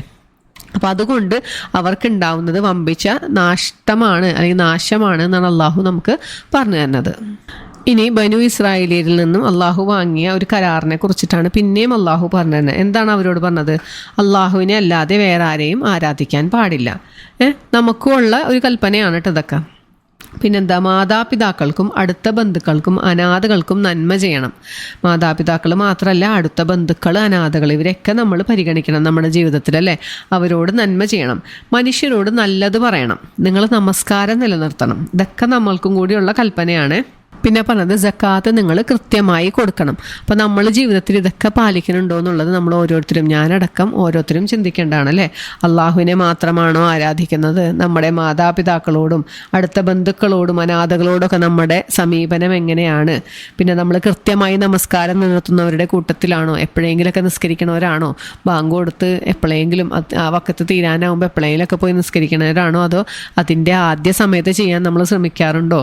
ഇതൊക്കെയാണ് നമ്മൾ ചിന്തിക്കേണ്ടത്. അല്ലേ, നമ്മുടെ സക്കാത്ത് നമ്മൾ കൃത്യമായി കൊടുക്കുന്നുണ്ടോ? നമ്മൾ സക്കാത്തിൻ്റെ ഫണ്ടിലോട്ട് നമ്മൾ കൊടുക്കണമൊക്കെ ഉണ്ടാവും, പക്ഷെ അത് കൃത്യമായി നമ്മൾ കാൽക്കുലേറ്റ് ചെയ്ത് ഒരു പൈസ പോലും കുറവില്ലാണ്ട് നമ്മൾ അത് കൊടുക്കണുണ്ടോ എന്നാണ് നമ്മൾ ചിന്തിക്കേണ്ടത് അല്ലേ. ഇതൊക്കെ അള്ളാഹു അവരോട് പറഞ്ഞു കൊടുത്തിട്ട് അവരിൽ കുറച്ച് പേരൊഴിച്ച് ബാക്കി എല്ലാവരും അതിൽ നിന്ന് പിന്മാറി പോവുകയാണ് ചെയ്തത്. അപ്പം നമ്മളൊരിക്കലും അങ്ങനെ ആവരുത് എന്ന് അള്ളാഹു നമുക്കിവിടെ ഓർമ്മിപ്പിക്കുകയാണ്. പിന്നെ ബനു ഇസ്രായേലിനോട് അള്ളാഹു പറഞ്ഞൊരു കാര്യമാണ്, നിങ്ങൾ നിങ്ങളുടെ സഹോദരങ്ങളുമായിട്ട് രക്തം ചിന്തരുത്, പരസ്പരം നിങ്ങൾ ശണ്ട കൂടരുത്, അവരുടെ വീടുകളിൽ നിന്ന് നിങ്ങൾ അവരെ പുറത്താക്കരുത് എന്നൊക്കെ പറഞ്ഞു. എന്നിട്ടും ഇവരിതൊന്നും കേട്ടില്ല. ഇവരുടെ എല്ലാവിധ അതിക്രമങ്ങളിലൂടെയാണ് അവർ കടന്നുപോയത്. അപ്പോൾ അന്നേരം അവരെന്താണ്, പരലോകത്തിന് പകരം ഇഹലോകമായിരുന്നു അവരുടെ ആവശ്യം. ഇവിടുത്തെ സുഖങ്ങളും ഇവിടുത്തെ ആവശ്യങ്ങൾക്കും വേണ്ടി അവർ ഈ പറഞ്ഞ അള്ളാഹു നൽകിയ എല്ലാ കരാറുകളും ലംഘിച്ചുകൊണ്ട് അവർ മുന്നോട്ട് പോയി. എന്നിട്ട് അവരതിന് പറഞ്ഞ ന്യായം എന്തായിരുന്നു, ഞങ്ങളുടെ മനസ്സുകളൊക്കെ ഉറയിടപ്പെട്ടതാണ്, അതിലോട്ടൊന്നും ഒന്നും കയറൂലാന്ന്. എന്താ ഉറയിടപ്പെട്ട ഒന്നല്ല, അള്ളാഹുവിൻ്റെ ശാപം കാരണം അല്ലെങ്കിൽ അള്ളാഹുവിൻ്റെ കോപം കാരണം ആ വിശ്വസിച്ച ആളുകളിലേക്ക് അള്ളാഹു ഒന്നും അവരുടെ ഉള്ളിലോട്ട് കയറ്റിയില്ല. അതാണ് ഉണ്ടായത്. അപ്പം നമ്മളിലും അതുപോലെ തന്നെ നമ്മൾ അള്ളാഹുവിനെ നിന്ദിച്ചു കഴിഞ്ഞാൽ, അതൊരു ലിമിറ്റ് ഇട്ട് കഴിഞ്ഞാൽ പിന്നെ അള്ളാഹു നമ്മളെ പരിഗണിക്കൂല അല്ലെ. ഇനി എത്ര ആരുപദേശിച്ചാലും അതൊന്നും ഉള്ളിലോട്ട് കയറാത്ത രീതിയിലായി പോകും നമ്മൾ. അപ്പം നമ്മൾ ആ ഒരു കാര്യം എപ്പോഴും മനസ്സിലോർത്ത് വെക്കുക. ഈ ധിക്കാരങ്ങളൊക്കെ ചെയ്ത് കഴിഞ്ഞിട്ടും ഇവർ പറയണ സംസാരം എന്താണ്, പരലോക ഭവനം സ്വർഗം ഞങ്ങൾക്ക് മാത്രമുള്ളതാണ്, ഞങ്ങൾ അള്ളാഹുവിൻ്റെ ഏറ്റവും ഇഷ്ടമുള്ള ആൾക്കാരാണെന്നാണ് ഇവർ പറഞ്ഞുകൊണ്ടിരുന്നിരുന്നത്. പക്ഷേ അവരെവിടേക്കുള്ള ആളുകളാണെന്നാണ് അള്ളാഹു പറഞ്ഞത്, അവർ അള്ളാഹുവിൻ്റെ കോപം വാങ്ങിച്ച ആളുകളാണെന്ന് അള്ളാഹു പറഞ്ഞു തന്നു. പിന്നെ അള്ളാഹു പറയണ ഒരു കാര്യം, അള്ളാഹുവിനോടോ മലക്കുകളോടോ അല്ലെങ്കിൽ അള്ളാഹുവിൻ്റെ റസൂലുകളോടോ അല്ലെങ്കിൽ ജിബ്രീൽ അലൈഹി ഇസ്ലാമിനോടോ മീക്കായിലിനോടോ ആരോടെങ്കിലും നിങ്ങൾക്ക് ശത്രുത ഉണ്ടെങ്കിൽ നിങ്ങൾ അറിഞ്ഞു വെച്ചോ, ഈ അവിശ്വസിച്ച ആളുകൾക്ക് അള്ളാഹു ശത്രുവായിട്ടുണ്ട് എന്ന് നിങ്ങൾ അറിഞ്ഞു വെച്ചോ എന്നൊരു താക്കീത് നൽകുകയാണ്. അപ്പോൾ നമ്മൾ അള്ളാഹുവിൽ വിശ്വസിച്ചു എന്ന് പറഞ്ഞാൽ എന്താണ് അർത്ഥം, എല്ലാവരെയും അല്ലെ, അള്ളാഹുവിൻ്റെ മലക്കുകൾ, അള്ളാഹുവിൻ്റെ കിതാബുകൾ, അള്ളാഹു നമ്മൾക്ക് പറഞ്ഞു തന്ന എല്ലാ കാര്യത്തിലും നമ്മൾ പൂർണ്ണമായി വിശ്വസിക്കണം. ഏതെങ്കിലും ഒരു കാര്യത്തിൽ നമ്മൾ വിശ്വസിക്കൂല എന്ന് പറഞ്ഞാൽ നമ്മൾ ഒരിക്കലും ഒരു വിശ്വാസിയായി മാറൂല എന്നാണ് അള്ളാഹു ഇവിടെ നമുക്ക് പറഞ്ഞു തന്നത്. ബനു ഇസ്രായേലിൽ അവരിലേക്ക് വന്ന പ്രവാചകന്മാരെയൊക്കെ വധിച്ചു കളഞ്ഞു, അവർക്ക് നൽകിയ വേദഗ്രന്ഥത്തെ അവർ പുറകോട്ട് എറിഞ്ഞു കളഞ്ഞു, യാതൊരു വിലയും വെച്ചില്ല. അപ്പം നമ്മളൊരിക്കലും അതുപോലെ ആവരുത് അല്ലേ. അടുത്തൊരു ഭാഗത്തിൽ പറഞ്ഞത് സിഹറിനെ കുറിച്ചിട്ടാണ്. അപ്പം നമ്മൾ മനസ്സിലാക്കുന്നത് സിഹർ വൻപാപങ്ങളിൽ പെട്ടൊരു കാര്യമാണ്, നമ്മൾ അതിനെ സമീപിക്കാൻ പോലും പാടില്ല. പിന്നെ ആരെങ്കിലും സിഹർ ചെയ്തത് കൊണ്ട് നമുക്കൊരു ദോഷം വരാൻ പോകില്ല. നമുക്ക് എന്തെങ്കിലും ഒരു ദോഷം വന്നിട്ടുണ്ടെങ്കിൽ അത് നമ്മൾ അള്ളാഹുവിൻ്റെ നിശ്ചയപ്രകാരം മാത്രമാണെന്ന് നമ്മൾ വിശ്വസിക്കുക, അല്ലാണ്ട് വേറെ ആരെങ്കിലും എന്തെങ്കിലും മുട്ടയിൽ ചെയ്തിട്ടാണോ എനിക്കതുണ്ടായത്, അങ്ങനെ ഒരു ചിന്ത നമ്മളിൽ വരാൻ പാടില്ല. അത്രയേ ഉള്ളൂ അതിനെക്കുറിച്ച് നമ്മൾ മനസ്സിലാക്കിയിരിക്കേണ്ട കാര്യം. പിന്നീട് ഖുർആനിൽ നസ്ഖ് ചെയ്ത ആയത്തുകളുണ്ട് എന്ന് അള്ളാഹു പറഞ്ഞിരണം. ആദ്യം അള്ളാഹു ഒരു നിയമം കൊണ്ടുവന്നിട്ടുണ്ടാവും, പിന്നെ അള്ളാഹു അതിനെ നീക്കം ചെയ്തുകൊണ്ട് പുതിയ ഒരു ആയത്തിനെ നമുക്ക് നൽകിയിട്ടുണ്ടാവും. അപ്പോൾ ഖുർആനിൽ അപ്പോൾ പല ആയത്തുകളും നമ്മൾ പരിശോധിക്കുകയാണെങ്കിൽ നമുക്ക് മനസ്സിലാവും. നമ്മൾ പറഞ്ഞു മദ്യപാനത്തെക്കുറിച്ചൊക്കെ അല്ലേ, ആദ്യം വന്ന കൽപ്പനയല്ല, ആദ്യം തന്നെ നിരോധിച്ചുകൊണ്ടല്ല അല്ലേ വന്നത്. ആദ്യം അള്ളാഹു അതിനെ നമ്മളിൽ നിന്ന് കുറച്ചിശെ മാറ്റിയാണ് അവസാനമാണ് നമ്മൾ വിരോധിച്ചുകൊണ്ടുള്ള ഒരായത്ത് വന്നത്. അപ്പോൾ അതോടുകൂടി എന്തായി, ആദ്യം അള്ളാഹു പറഞ്ഞു നിങ്ങൾക്കിത് അത്ര നല്ലതൊന്നല്ല, നിങ്ങൾക്ക് നല്ലത് കുറച്ച് നന്മയൊക്കെ അതിലുണ്ട്, പക്ഷെ കൂടുതലും ദോഷമാണെന്നാണ് അള്ളാഹു ആദ്യം പറഞ്ഞു തന്നത് അല്ലേ. അപ്പോൾ ഇനി മേലാൽ ഇനി മദ്യപാനം പാടില്ല എന്ന ആയത്തിറങ്ങിയതോടുകൂടി എന്തുണ്ടായി, ആ മുമ്പ് പറഞ്ഞ ആയത്തുകളെല്ലാതും നസ്ഖ് ചെയ്യപ്പെട്ടു, നീക്കം ചെയ്യപ്പെട്ടു എന്നാണ് പറയണത് അല്ലേ. ആദ്യം പറഞ്ഞു നിങ്ങൾക്കത് എന്താണ് ശരീരത്തിന് നല്ലതല്ല, കുറച്ച് നന്മയുണ്ട് പക്ഷേ കൂടുതലും നല്ലതല്ല. പിന്നെ പറഞ്ഞു നിങ്ങൾ നമസ്കരിക്കാൻ വരുമ്പോൾ മദ്യപിക്കരുത് എന്ന് പറഞ്ഞു. പിന്നീടാണ് അള്ളാഹു പൂർണ്ണമായി വിരോധിച്ചത്. അപ്പോൾ പൂർണ്ണമായി വിരോധിച്ച ആ ആയത്തിറങ്ങിയപ്പോൾ മുമ്പുള്ള 2 ആയത്തുകളും നസ്ഖ് ചെയ്തു. അതുപോലെ ഒരുപാട് സംഭവങ്ങൾ ഉണ്ട്. അപ്പോൾ അത് നമ്മൾ മനസ്സിലാക്കി വെക്കുക. ഖുർആനിൽ അങ്ങനത്തെ ആയത്തുകൾ ഉണ്ട് എന്ന് മനസ്സിലാക്കി വെക്കുക. പിന്നെ നമ്മൾ ഓർത്തിരിക്കേണ്ട ഒരു കാര്യമാണ്, അള്ളാഹു പറഞ്ഞു അള്ളാഹുവിൻ്റെ പള്ളികളിൽ നിന്നും അവൻ്റെ നാമം സ്മരിക്കുന്നതിനെ തടയുന്നവനേക്കാളും വലിയ അക്രമി ഇല്ല എന്ന് പറഞ്ഞു. നമ്മൾ ചിന്തിക്കേണ്ട, നമ്മൾ ആരും ഇപ്പോൾ പള്ളിയിൽ നിന്ന് ആരെയും പോണവരെ തടഞ്ഞു നിർത്തണമൊന്നും ഉണ്ടാവില്ലായിരിക്കും അല്ലേ. നമുക്ക് പള്ളികളുമായി എത്രത്തോളം ബന്ധമുണ്ട് എന്നാണ് നമ്മൾ അവിടെ ആലോചിക്കേണ്ടത്. നമ്മൾ ആരെയും തടുക്കണില്ല, നമ്മളൊന്നും ചെയ്തിട്ടില്ല എന്ന് പറഞ്ഞിരിക്കലല്ല അവിടെ ആവശ്യം. നമ്മൾ ഒരുപാട് അസോസിയേഷനിൽ ചിലപ്പോൾ നമ്മൾ മെമ്പറായിരിക്കും അല്ലേ, മെമ്പറായിരിക്കാം, അവിടെ നമ്മുടെ സാന്നിധ്യം ഭയങ്കര ഉഷാറായിട്ടൊക്കെ ഉണ്ടാവും. പക്ഷേ പള്ളികളിൽ പള്ളിയുടെ പ്രവർത്തനങ്ങളുമായി ബന്ധപ്പെട്ട് നമ്മൾ എത്രത്തോളം അതിൻ്റെ സഹകരിക്കുന്നുണ്ട് എന്നാണ് നമ്മൾ ചിന്തിക്കേണ്ടത്. നമ്മുടെ പള്ളിയിൽ ഒരു ക്ലാസ് വെച്ചിട്ടുണ്ടെങ്കിൽ നമുക്ക് പോകാൻ വരെ ഭയങ്കര ബുദ്ധിമുട്ടുള്ള ആളുകളാണ് നമ്മളൊക്കെ. അന്ന് നമുക്കില്ലാത്ത തിരക്കുണ്ടാവില്ല അല്ലേ. ഒരു വിഭാഗം ആളുകൾ ഈ പറയുന്ന ആളുകൾ ക്ഷണിക്കണു, ഇതിനു വേണ്ടി ക്ലാസ്സുകൾ സംഘടിപ്പിക്കുന്നു, വന്നിരിക്കാൻ സൗകര്യം ഒരുക്കുന്നു, ഫാനൊക്കെ ഇട്ട് അവർ ചായ തരുന്നു, ചായക്ക് കഴിക്കാൻ തരുന്നു, ഇതൊക്കെ തന്ന് നമ്മളെ ക്ഷണിക്കുകയാണ്. എന്തിനാണ് ഒരു 2 മണിക്കൂർ ക്ലാസ് കേൾക്കാൻ, നമ്മുടെ നന്മയ്ക്ക് വേണ്ടി തന്നെ. എന്നിട്ട് പോലും നമ്മൾക്ക് അവിടെ ചെന്നിരിക്കാനോ അതുമായി സഹകരിക്കാനോ സാധിക്കണില്ല. അപ്പം നമ്മൾ എത്രത്തോളം പള്ളിയുമായി നമുക്ക് അടുക്കാൻ പറ്റുമോ അത്രത്തോളം അടുക്കാൻ ശ്രമിക്കുക എന്നാണ് ഈ ആയത്ത് നമ്മൾ മനസ്സിലാക്കി തന്നെ അല്ലേ. നമ്മളിപ്പോൾ തടുക്കണവരുണ്ടാവാം, പക്ഷേ നമ്മൾ ഭൂരിഭാഗം ആളുകളും പള്ളിയിൽ പോണവരിപ്പോൾ തടുക്കണുണ്ടാവില്ല. പക്ഷേ ആ തടുക്കാത്ത ആളുകൾ ചിന്തിക്കേണ്ടത് എന്താണ്, എനിക്ക് എത്രത്തോളം പള്ളിയുമായിട്ട് അടുക്കാൻ പറ്റും. പള്ളി എന്ന് വെച്ചാൽ എന്താണ്, അള്ളാഹുവിൻ്റെ ഭവനമാണ് പള്ളി. അപ്പം അള്ളാഹു അവിടെ പരിപാലിക്കാനുള്ള ക്വാളിറ്റീസ് അള്ളാഹു പറഞ്ഞു തരുന്നുണ്ട്. സൂറത്ത് തൗബയിൽ പറയുന്നുണ്ട് ആ പള്ളി പരിപാലിക്കേണ്ടത് ആരാണ്, അവർക്കുള്ള ക്വാളിറ്റീസൊക്കെ. അപ്പോൾ നമ്മൾ പരമാവധി പള്ളികളുമായി കൂടുതൽ അടുക്കാൻ ശ്രമിക്കുക അല്ലേ. ഇനി അള്ളാഹു നമുക്ക് ഇബ്രാഹിം നബി അലൈഹി ഇസ്ലാമിനെയും ഇസ്മായിൽ അലൈഹി ഇസ്ലാമിനെയും കുറിച്ച് പറഞ്ഞു തരാണ്. രണ്ടുപേരും കൂടി കഅബ പടുത്തുയർത്തിയ സംഭവങ്ങളൊക്കെ. അപ്പം ഇബ്രാഹിം നബി അലൈഹി ഇസ്ലാമിനെ അള്ളാഹു പരീക്ഷിച്ചു. ആ പരീക്ഷണങ്ങൾ എന്തൊക്കെയാണെന്നൊക്കെ നമ്മൾ വിശദമായി പറഞ്ഞതാണ്. അപ്പോൾ ആ പരീക്ഷണങ്ങളിലൊക്കെ അദ്ദേഹം വിജയിച്ചു. അപ്പോൾ അള്ളാഹു അദ്ദേഹത്തെ ഇമാമായി തിരഞ്ഞെടുത്തു അല്ലേ, എല്ലാവർക്കും ഇമാമായി തിരഞ്ഞെടുക്കുകയാണ്. അങ്ങനെ ഇബ്രാഹിം നബി അലൈഹി ഇസ്ലാമും ഇസ്മായിൽ അലൈഹി ഇസ്ലാമും കൂടി കഅബ പടുത്തുയർത്തുകയാണ് അള്ളാഹുവിൻ്റെ കൽപ്പന പ്രകാരം. അങ്ങനെ അള്ളാഹുവിൻ്റെ കൽപ്പന പ്രകാരം ഇത് ചെയ്തതിന് ശേഷം അവരുടെ ഒരു പ്രാർത്ഥനയുണ്ടല്ലേ, അള്ളാഹുവെ ഞങ്ങളിൽ നിന്നും ഇത് സ്വീകരിക്കണേ എന്നാണ്. ഞങ്ങൾ രണ്ടുപേരും മുസ്ലിങ്ങളിലാക്കണേ, കീഴൊതുങ്ങിയവരിലാക്കണേ, ഞങ്ങളുടെ സന്തതികളെയും നീ ആക്കണേ, പിന്നെന്താണ് ഞങ്ങൾക്ക് ആരാധനാ കർമ്മങ്ങൾ കാണിച്ചു തരണേ എന്നൊക്കെയാണ് പ്രാർത്ഥിക്കണത്.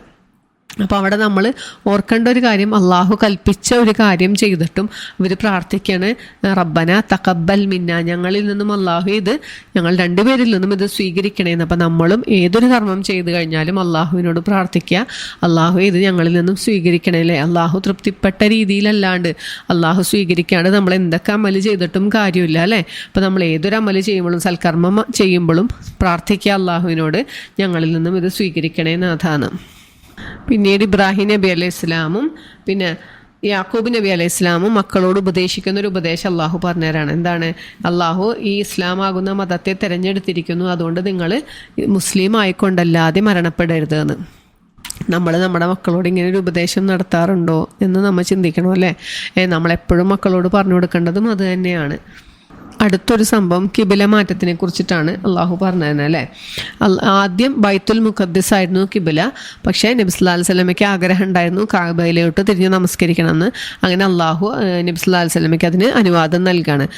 കുറേ മാസങ്ങളോളം അവർ ബൈത്തുൽ മുഖദ്ദിസിലോട്ടാണ് തിരിഞ്ഞ് നമസ്കരിച്ചിരുന്നത്.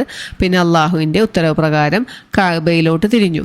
അപ്പോൾ അള്ളാഹു പറഞ്ഞു, നിങ്ങൾ ലോകത്തിൻ്റെ എവിടെയാണെങ്കിലും കഅബയിലോട്ട് തിരിഞ്ഞുകൊണ്ടാണ് നിങ്ങളുടെ കിബില, അതാണ്, അങ്ങോട്ട് തിരിഞ്ഞ് നമസ്കരിക്കണം എന്ന് പറഞ്ഞു. അപ്പോൾ നമ്മൾ ഓർക്കേണ്ട കാര്യം, വാഹനത്തിലാണെങ്കിലും അല്ലെങ്കിൽ ബാക്കി യാത്രാവേളകളിൽ നമുക്ക് ചിലപ്പോൾ കിബിലയുടെ നേരെ തിരിഞ്ഞില്ലെങ്കിലും നമുക്ക് നമസ്കരിക്കാം.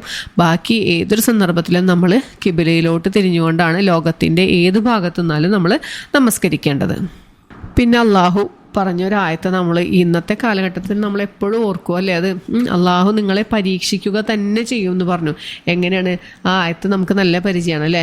വലനബുലുവന്നകും ബിശൈഇൻ മിൻ ഖൗഫി വൽ ജൂഇ വനഖസിൻ മിനൽ അംവാലി വൽ അൻഫുസി വസ്സമറാത്ത് വബശ്ശിരിസ് സാബിരീൻ. എന്തൊക്കെ കൊണ്ടാണ് പരീക്ഷിക്കുന്നത് പറഞ്ഞത്? ഭയം, വിശപ്പ്, സ്വത്തുക്കളിലും ദേഹങ്ങളിലും ഫലങ്ങളിലുമുള്ള കുറവ്. ഇതൊക്കെ നമ്മൾ കണ്ടുകൊണ്ടിരിക്കുന്നതാണ് ഓരോരോ ഭാഗങ്ങളിലായിട്ടുണ്ടാവുന്ന ഓരോ സംഭവങ്ങളിൽ അല്ലേ. ഇതൊക്കെ നമുക്കും വരാം. നമ്മൾ നോക്കുമ്പോൾ പല പല രാജ്യങ്ങളുടെ പല ഭാഗത്തും അങ്ങനെയൊക്കെ ഉണ്ട്. ഉരുൾപൊട്ടലുണ്ട്, യുദ്ധമുണ്ട് അല്ലേ. നമ്മൾ മാത്രം സേഫാണെന്ന് വിചാരിക്കേണ്ട, ആരും സേഫല്ല. എപ്പോൾ വേണമെങ്കിലും ഈ ലോകത്ത് നമുക്ക് പരീക്ഷണങ്ങൾ നേരിടാൻ എപ്പോൾ വേണമെങ്കിലും നമുക്ക് പരീക്ഷണങ്ങൾ വന്നേക്കാം എന്ന് അള്ളാഹു പറഞ്ഞു തരാണ്. അപ്പം അതിലാരാണ് ജയിക്കണത്? ക്ഷമിക്കുന്നവർക്ക്.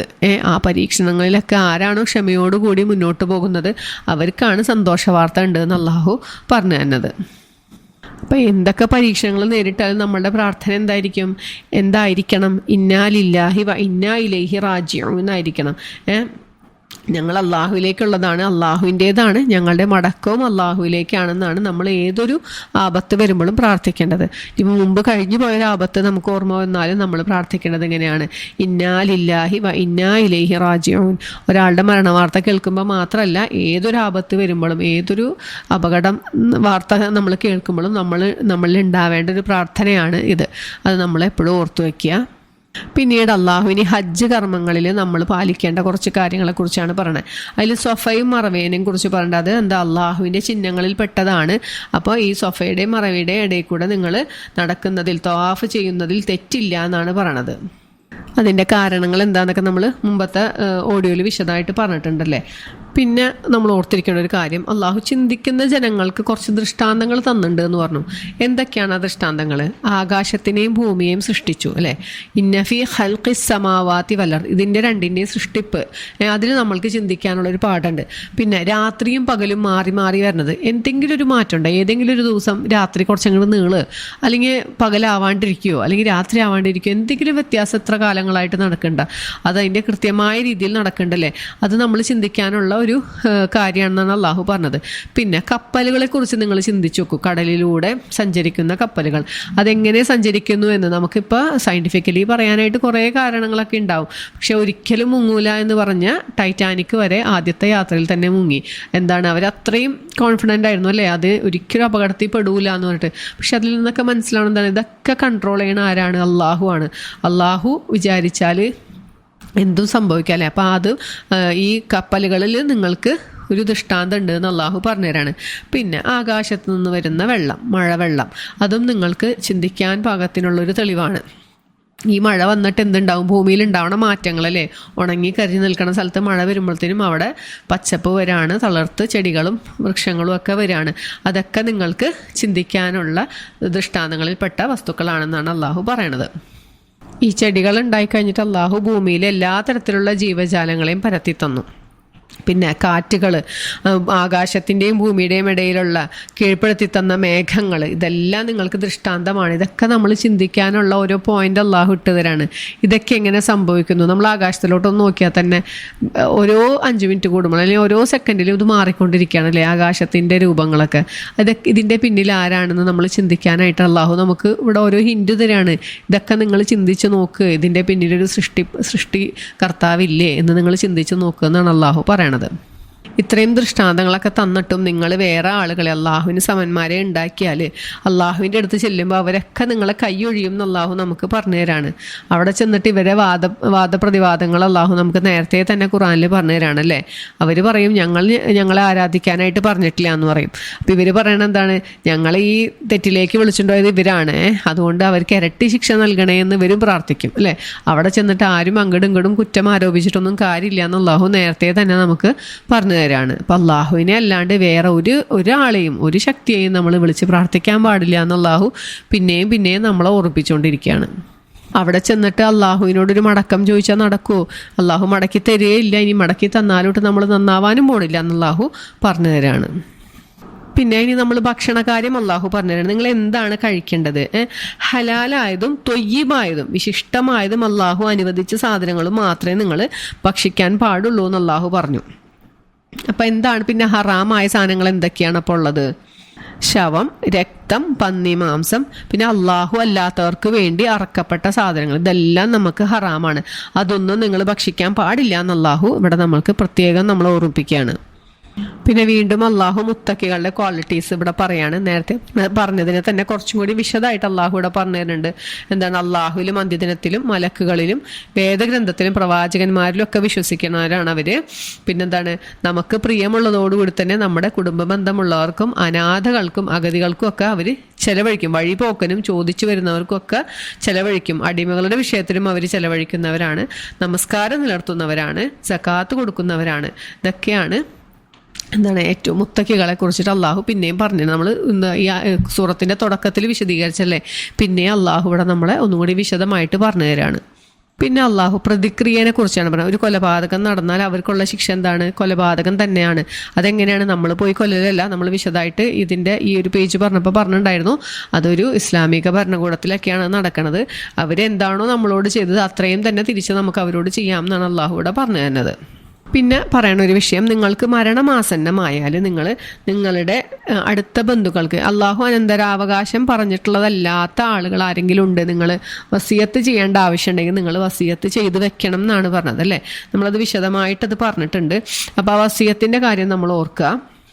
ഇനി ഒരാളങ്ങനെ വസിയത്ത് ചെയ്തിട്ടുണ്ടെങ്കിൽ അതൊരു കാരണവശാലും മാറ്റിമറിക്കാനോ മറച്ചു വെക്കാനോ ഒന്നും പാടില്ല. ഇനിയിപ്പോൾ ഈ വസിയത്ത് ചെയ്യുന്ന ആളെന്തെങ്കിലും അനീതിയാണ് ചെയ്യണമെങ്കിൽ നിങ്ങൾക്ക് അവിടെ തിരുത്താനുള്ളൊരവസരം അള്ളാഹു തരുന്നുണ്ട്. പിന്നെ പറയുന്ന അടുത്തൊരു വിഷയം നോമ്പിനെ കുറിച്ചിട്ടാണ്. നിങ്ങളുടെ മുമ്പുള്ളവർക്ക് നിർബന്ധമാക്കിയതുപോലെ നിങ്ങൾക്കും നോമ്പിനെ അള്ളാഹു നിർബന്ധമാക്കി തന്നു എന്ന് പറയുന്നുണ്ട്. പിന്നെന്താണ്, അപ്പോൾ നോമ്പിൽ നിന്ന് ഇളവ് ആർക്കൊക്കെ ഉണ്ട്? രോഗിയോ അല്ലെങ്കിൽ യാത്രയിലോ ഒക്കെ ആയിരുന്നാൽ നിങ്ങൾക്ക് നോമ്പിന് ഇളവുണ്ട്. പക്ഷേ നിങ്ങൾ പകരം പിടിച്ചു വീട്ടണം.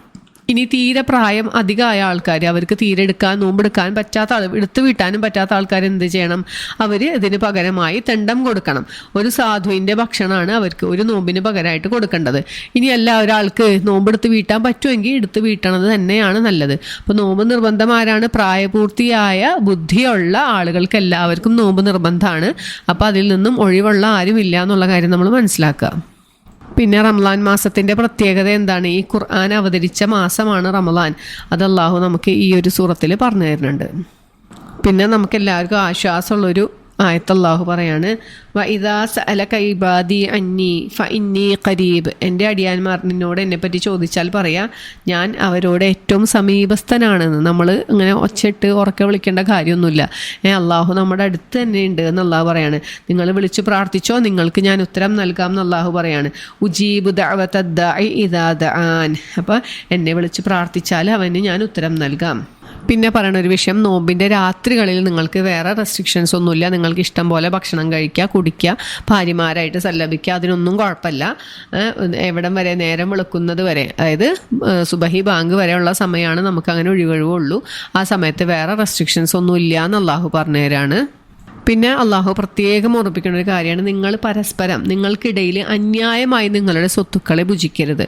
നമ്മൾ ഒരു പൈസ പോലും മറ്റുള്ള ഒരാളുടെ അനാവശ്യമായ അല്ലെങ്കിൽ അർഹതയില്ലാത്ത പൈസ നമ്മളിലോട്ട് വന്നു പോകരുത് എന്നുള്ള കാര്യം നമ്മൾ പ്രത്യേകം സൂക്ഷിക്കാം. പിന്നെ പറഞ്ഞത് ചന്ദ്രനെക്കുറിച്ച്, ചന്ദ്രക്കലകളെക്കുറിച്ച് അവർ ചോദിക്കും. അപ്പോൾ അത് പറഞ്ഞു കൊടുക്കുക. അതെന്തിനു വേണ്ടിയിട്ടാണ് അള്ളാഹു നമുക്ക് തന്നത്? ഹജ്ജിന് വേണ്ടിയിട്ടും അല്ലെങ്കിൽ ബാക്കി സമയനിർണയത്തിന് വേണ്ടിയിട്ടാണ് അള്ളാഹു നമുക്ക് തന്നിട്ടുള്ളതെന്ന് പറഞ്ഞു. പിന്നെ പറയണത് യുദ്ധത്തിനുള്ളൊരു ആഹ്വാനമാണ്. നിങ്ങൾ ഇത് മക്കത്ത് എന്തായിരുന്നു, യുദ്ധം ചെയ്യരുത് എന്നാണ് അള്ളാഹു പറഞ്ഞത്. മദീനയിൽ വന്നു കഴിഞ്ഞിട്ടാണ് അള്ളാഹു യുദ്ധത്തിനുള്ള അനുവാദം നൽകിയത്. അപ്പോൾ ഇങ്ങോട്ട് ആക്രമിക്കാൻ വരുന്നവരെ നിങ്ങളോട് ആക്രമിച്ചോ എന്ന് പറഞ്ഞു അള്ളാഹു. അപ്പോൾ യുദ്ധം നിഷിദ്ധമായ മാസങ്ങൾ 4 നമ്മൾ പറഞ്ഞു. ഏതൊക്കെയാണ് ആ മാസങ്ങൾ? ദുൽഖഅദ, ദുൽഹിജ്ജ, മുഹറം, റജബ്. അപ്പോൾ ഈ 4 മാസങ്ങളിൽ നിങ്ങൾ യുദ്ധം ചെയ്യാൻ പാടില്ല. അപ്പോൾ നമ്മൾ എന്താണ് അതിൽ മനസ്സിലാക്കേണ്ടത്? നമ്മൾ യുദ്ധത്തിനൊന്നും പോണില്ല അല്ലേ. പക്ഷേ വീട്ടിലുള്ള യുദ്ധം ഉണ്ടാവാൻ പാടില്ല. ഭാര്യ ഭർത്താക്കന്മാർ തമ്മിലുള്ള തർക്കങ്ങളോ അല്ലെങ്കിൽ കുട്ടികളോ ആയിട്ടോ ഒന്നും ഒരു കാരണവശാലും നമ്മൾ ആ മാസങ്ങളെ നമ്മൾ അള്ളാഹു പവിത്രമാക്കിയ മാസമാണ്. അപ്പോൾ അതിന് ആ പ്രത്യേകത നമ്മൾ നൽകണം എന്നാണ് നമ്മൾ മനസ്സിലാക്കേണ്ടത് അല്ലേ. അടുത്തൊരു വിഷയം ഹജ്ജിനെ കുറിച്ചിട്ടാണ് പറയുന്നത്. നിങ്ങൾ അള്ളാഹുവിന് വേണ്ടിയായിരിക്കണം ഹജ്ജും ഉംറയും ചെയ്യേണ്ടത്. നിങ്ങൾ ഹജ്ജ് ചെയ്യാൻ ഒക്കെ തീരുമാനം എടുത്തു, എന്നിട്ട് എന്തെങ്കിലും കാരണവശാൽ എന്തെങ്കിലും ഒരു മുടക്ക് സംഭവിക്കുകയാണെങ്കിൽ നിങ്ങൾ അതിന് പകരമായിട്ട് ഒരു മൃഗത്തെ ബലിയർക്കണം എന്നാണ് അള്ളാഹു ഇവിടെ പഠിപ്പിച്ചു തരുന്നത് അല്ലേ. അങ്ങനെ ഈ ബലിമൃഗം അതിൻ്റെ സ്ഥലത്ത് എത്ര വരെ നിങ്ങൾ മുടി വടിക്കരുത് എന്ന് പറഞ്ഞു.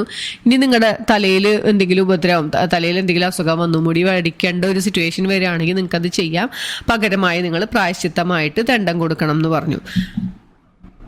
ആ ദണ്ഡം എന്താണെന്നൊക്കെ നമ്മൾ ഡീറ്റെയിൽ ആയിട്ട് ഈ ഒരു പേജ് പറഞ്ഞപ്പോൾ പറഞ്ഞിട്ടുണ്ടല്ലേ. അപ്പോൾ അത് നമ്മൾ ഓർത്ത് വയ്ക്കുക.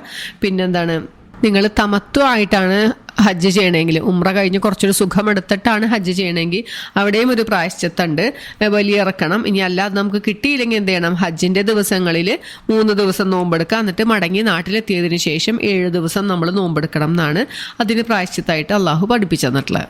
ഹജ്ജ് എന്ന് പറയുന്നത് അറിയപ്പെട്ട ദിവസങ്ങളാണ് അല്ലേ. നമ്മൾ പറഞ്ഞു ദുൽഹിജ്ജ 6 തുടങ്ങി 13 വരെയുള്ള ദിവസങ്ങളാണ്. അപ്പോൾ ആ ദിവസങ്ങളിൽ നമ്മൾ ഹജ്ജിൽ പ്രവേശിച്ചു കഴിഞ്ഞാൽ ശ്രദ്ധിക്കേണ്ട കാര്യം എന്തൊക്കെയാണ്? ഒരിക്കലും സ്ത്രീ സല്ലാപം പാടില്ല, യാതൊരു വക തോന്നിവാസവും നമ്മളിൽ നിന്ന് ഉണ്ടാവാൻ പാടില്ല, തർക്കം നടത്തലും ഉണ്ടാവാൻ പാടില്ല. ഇത് 3 അള്ളാഹു നമുക്ക് ഹജ്ജിൻ്റെ സമയത്ത് പറഞ്ഞു തന്നിട്ടുള്ള കാര്യങ്ങൾ. നിങ്ങൾ ഹജ്ജിന് പോകുമ്പോൾ എടുക്കാനുള്ള സാധനങ്ങളൊക്കെ എടുത്തോ, പക്ഷേ ഏറ്റവും മറക്കാണ്ട് എടുക്കേണ്ട സാധനം തഖ്വയാണെന്നാണ് പറഞ്ഞത്. ഖൈറസാദി തഖ്വ എന്നാണ് പറഞ്ഞത്. ഏറ്റവും കൊണ്ടുപോകാനായിട്ട് ഏറ്റവും നല്ലത് തഖ്വയാണ്, അത് നിങ്ങൾ മറക്കരുത് എന്ന് അള്ളാഹു പറഞ്ഞു തരാണ്. പിന്നീട് ഹജ്ജിൻ്റെ കർമ്മങ്ങളെ കുറിച്ചിട്ടാണ് അള്ളാഹു പറയണത്. അതും നമ്മൾ ഡീറ്റെയിൽ ആയിട്ട് തന്നെ മുമ്പത്തെ ഓഡിയോയിൽ പറഞ്ഞിട്ടുണ്ട്. പിന്നെ നമ്മൾ ഓർത്തിരിക്കേണ്ട ഒരു കാര്യമാണ്, സത്യവിശ്വാസികളെ വിളിച്ചുകൊണ്ട് അള്ളാഹു പറഞ്ഞത് ഉദ്ഖുലൂ ഫിസ്സിൽമി കാഫ, നിങ്ങൾ ഈ ഇസ്ലാമിൽ അല്ലെങ്കിൽ സമാധാനത്തിൽ മുഴുവനായും പ്രവേശിക്കുക. കുറച്ച് കാര്യങ്ങളൊക്കെ ചെയ്യും, കുറച്ച് കാര്യങ്ങൾ ചെയ്യൂല എന്ന് നിങ്ങൾ പറയരുത്. അള്ളാഹു കൽപ്പിച്ച എല്ലാ കാര്യങ്ങളും നിങ്ങൾ പാലിച്ചുകൊണ്ട് അതിലോട്ട് പൂർണ്ണമായി വരണം. അങ്ങനത്തെ ഒരു മാത്രമേ വിജയിക്കുള്ളൂ എന്നാണ് അള്ളാഹു അവിടെ നമുക്ക് ഓർമ്മിപ്പിക്കണത്. പിന്നെ അള്ളാഹു അവിശ്വസിച്ച ആളുകളെയും വിശ്വസിച്ച ആളുകളെയും കുറിച്ച് പറയണം. ഈ വിശ്വാസികളെ പരിഹസിക്കും. അവർ പരിഹസിച്ചോട്ടെ എന്നാണ് അള്ളാഹു പറയണത്. ഖിയാമത്ത് നാളിൽ ഈ വിശ്വസിച്ച ആളുകളായിരിക്കും അവരെക്കാട്ടും മുകളിൽ നിന്ന്. അത് നമുക്കൊരു ആശ്വാസം നൽകുന്ന ഒരു ആയത്താണല്ലേ. ഈ ലോകത്ത് പലതരത്തിലുള്ള പരിഹാസങ്ങൾ നമ്മൾ നേരിടുന്നുണ്ട്. അവർ പരിഹസിക്കണവരൊക്കെ പരിഹസിച്ചോട്ടെ, ഇത് അള്ളാഹു നേരത്തെ പറഞ്ഞു തന്നിട്ടുള്ളതാണ് എന്നാണ് നമ്മൾ ഓർക്കേണ്ടത്. പക്ഷേ പരലോകത്ത് ചെല്ലുമ്പോൾ നമുക്കായിരിക്കും അവരുടെയും സ്ഥാനമുള്ളത് എന്നുള്ളത് നമ്മൾ ഓർക്കുക. പിന്നെ ഓർത്തിരിക്കേണ്ട ഒരു വിഷയമാണ് അനാഥകളുടെ കാര്യം. അവരോട് ഏറ്റവും നല്ല രീതിയിൽ നമ്മളോട് പെരുമാറണം എന്നാണ് അള്ളാഹു നമ്മളെ പഠിപ്പിച്ചു തരണത്. അനാഥകൾക്ക് നന്മ വരുത്തലാണ് നിങ്ങൾക്ക് ഏറ്റവും ഉത്തമം എന്നുള്ള കാര്യം ഓർത്തു വെക്കുക. പിന്നെ വിവാഹം കഴിക്കുമ്പോൾ ഒരിക്കലും ബഹുദൈവ വിശ്വാസിയായ അല്ലെങ്കിൽ ഒരു അവിശ്വാസിയായ ഒരാളെ നിങ്ങൾ കല്യാണം കഴിക്കാൻ പാടില്ല. ഒരു വിശ്വാസിയെ തന്നെയാണ് വിവാഹം കഴിക്കേണ്ടത് എന്നാണ് അള്ളാഹു പറഞ്ഞു തരുന്നത്. ഒരു അവിശ്വാസി നിങ്ങളെ എത്രത്തോളം അത്ഭുതപ്പെടുത്തിയാലും ശരി, ഒരു സ്ത്രീയുടെയോ പുരുഷനോ ആരാണെങ്കിലും നമുക്ക് എത്രത്തോളം അട്രാക്ഷൻ തോന്നിയാലും നിങ്ങളത് ചെയ്യരുത്. ഒരു വിശ്വാസിയെ തന്നെയാണ് നിങ്ങൾ വിവാഹം കഴിക്കേണ്ടത് എന്നാണ് അള്ളാഹു പറഞ്ഞു തന്നെ. പിന്നെ പറഞ്ഞൊരു വിഷയം എന്താണ് ആർത്തവം എന്നാണ്. ആർത്തവത്തെക്കുറിച്ച് ചോദിച്ചപ്പോൾ അള്ളാഹു എന്താ പറഞ്ഞത്, അതൊരു തരം സ്ത്രീകൾക്ക് ഒരു ബുദ്ധിമുട്ടുണ്ടാക്കുന്ന സമയമാണ്. അതുകൊണ്ട് നിങ്ങൾ അവരിൽ നിന്നും വിട്ടു നിൽക്കുക. പുരുഷന്മാരോടുള്ള കൽപ്പനയാണ് ആർത്തവ സമയത്ത് സ്ത്രീകളിൽ നിന്നും നിങ്ങൾ വിട്ടു നിൽക്കുക എന്ന് ഉദ്ദേശിക്കുന്നത് ലൈംഗികമായി ബന്ധപ്പെടാൻ പാടില്ല എന്ന് മാത്രമാണ്. ബാക്കി അവർക്ക് ഒരുമിച്ചിരിക്കണേനോ ഒരുമിച്ച് ഭക്ഷണം കഴിക്കണേനോ ഒന്നും കുഴപ്പമില്ല. പിന്നെ പറഞ്ഞത് നിങ്ങളൊരു സത്യം ചെയ്തു. ആ സത്യം ചെയ്തതിന് ശേഷം നിങ്ങൾക്ക് മനസ്സിലായത് ഇതല്ല, ഇതിലേലും നല്ലതായ കാര്യം വേറെ എന്ന് മനസ്സിലാക്കിയാൽ നിങ്ങൾ ആ സത്യം ചെയ്തു എന്നതിൻ്റെ പേരിൽ ഒരിക്കലും നിങ്ങളെ ആ നന്മ മുടക്കരുത് എന്നാണ് അള്ളാഹു പറയുന്നത്. നിങ്ങൾ ഏതാണോ നന്മയായിട്ട് തോന്നുന്നത് ആ നന്മ നിങ്ങൾക്ക് ചെയ്യാം എന്നാണ് അള്ളാഹു പറഞ്ഞു തരുന്നത്. പിന്നെ പറയുന്ന വിഷയം വിവാഹമോചനമാണ്. വിവാഹമോചനം ചെയ്യപ്പെട്ട സ്ത്രീകൾ എത്ര ദിവസം ഇദ്ദയിരിക്കണം? 3 ആർത്തവകാലമാണ് അവർ ഇദ്ദയിരിക്കേണ്ടത്. ഇനി ഭർത്താവ് മരിച്ച സ്ത്രീയാണെങ്കിലോ അത് 4 മാസവും 10 ദിവസവുമാണ് അവരുടെ ഇദ്ദാകാലം. ഇനി ഈ സ്ത്രീ ഗർഭിണിയാണെങ്കിൽ 2 വിഷയത്തിലാണെങ്കിലും സ്ത്രീ ഗർഭിണിയാണെങ്കിൽ അത് അവരുടെ ഇദ്ദാകാലം പ്രസവിക്കുന്നത് വരെയാണ്. അതും ഓർത്തു വയ്ക്കുക. പിന്നെ ഈ ഇദ്ദാ കാലഘട്ടത്തിൽ ത്വലാക്ക് ചെയ്യപ്പെട്ട സ്ത്രീ ഭർത്താവിൻ്റെ വീട്ടിലാണ് നിൽക്കേണ്ടത്. ഈ ഇദ്ദായുടെ കാലഘട്ടം കഴിഞ്ഞിട്ടാണ് ത്വലാക്ക് പൂർത്തിയാവുകയുള്ളൂ. അതിനു മുമ്പുള്ള കാലഘട്ടം എന്ന് വെച്ചാൽ ഭർത്താവിന് തിരിച്ചെടുക്കാൻ പറ്റുന്ന ഒരു സമയമാണ്. അങ്ങനെ 2 പ്രാവശ്യമാണ് അയാൾക്ക് തിരിച്ചെടുക്കാൻ പറ്റുന്ന ത്വലാക്കുള്ളൂ. 3-ാമത്തെ പ്രാവശ്യം ത്വലാക്ക് ചൊല്ലിക്കഴിഞ്ഞാൽ പിന്നെ അയാൾക്ക് തിരിച്ചെടുക്കാനായിട്ട് പറ്റൂല. അത് നമ്മൾ ഡീറ്റെയിൽ ആയിട്ട് പറഞ്ഞിട്ടുണ്ടല്ലേ ഈ ഒരു പേജ് പറഞ്ഞപ്പോൾ. അങ്ങനെ ത്വലാക്ക് പൂർത്തിയായി കഴിഞ്ഞു കഴിഞ്ഞാൽ വേറൊരു ഭർത്താവ് ഈ സ്ത്രീയെ വിവാഹം കഴിച്ച് ത്വലാക്ക് ചൊല്ലിയാൽ മാത്രമേ പിന്നീട് ആദ്യ ഭർത്താവിന് വിവാഹം കഴിക്കാൻ പറ്റുകയുള്ളൂ. ഈ വിവാഹമോചനം നടത്തിക്കഴിഞ്ഞു. അങ്ങനെ ഇദ്ദാ കാലഘട്ടമൊക്കെ പൂർത്തിയായിട്ടാണ് വിവാഹമോചനം നടക്കുന്നത്. അതൊക്കെ നിങ്ങൾ മര്യാദപൂർവ്വമായിരിക്കണം. പിന്നെ ഈ സ്ത്രീക്ക് എന്തെങ്കിലും ഒരു വിഭവം കൊടുക്കണം എന്ന് അള്ളാഹു പറയുന്നുണ്ട്. പിന്നെ പറയണ ഒരു വിഷയം, ഒരു മാതാവ് തൻ്റെ കുട്ടിക്ക് പൂർണ്ണമായ 2 വർഷം മുലപ്പാൽ കൊടുക്കണം എന്നാണ് പറഞ്ഞിട്ടുള്ളത്. അതിൽ ആൺകുട്ടി പെൺകുട്ടി എന്നുള്ള വ്യത്യാസമൊന്നുമില്ല. ആണായാലും പെണ്ണായാലും 2 വയസ്സ് വരെ പൂർത്തിയാക്കണം എന്നാണ് പറഞ്ഞിട്ടുള്ളത്. ഈ കുട്ടിയുടെ മുലകുടി പ്രായത്തിലാണ് ഈ മാതാപിതാക്കൾ തമ്മിൽ വിവാഹമോചനം നടക്കണമെങ്കിൽ ഈ ഒരു 2 വർഷക്കാലം ഇവരുടെ ഭക്ഷണവും വസ്ത്രവും ആരുടെ മേലാണ് ബാധ്യത എന്ന് ഖുർആൻ പറയുന്നുണ്ട്.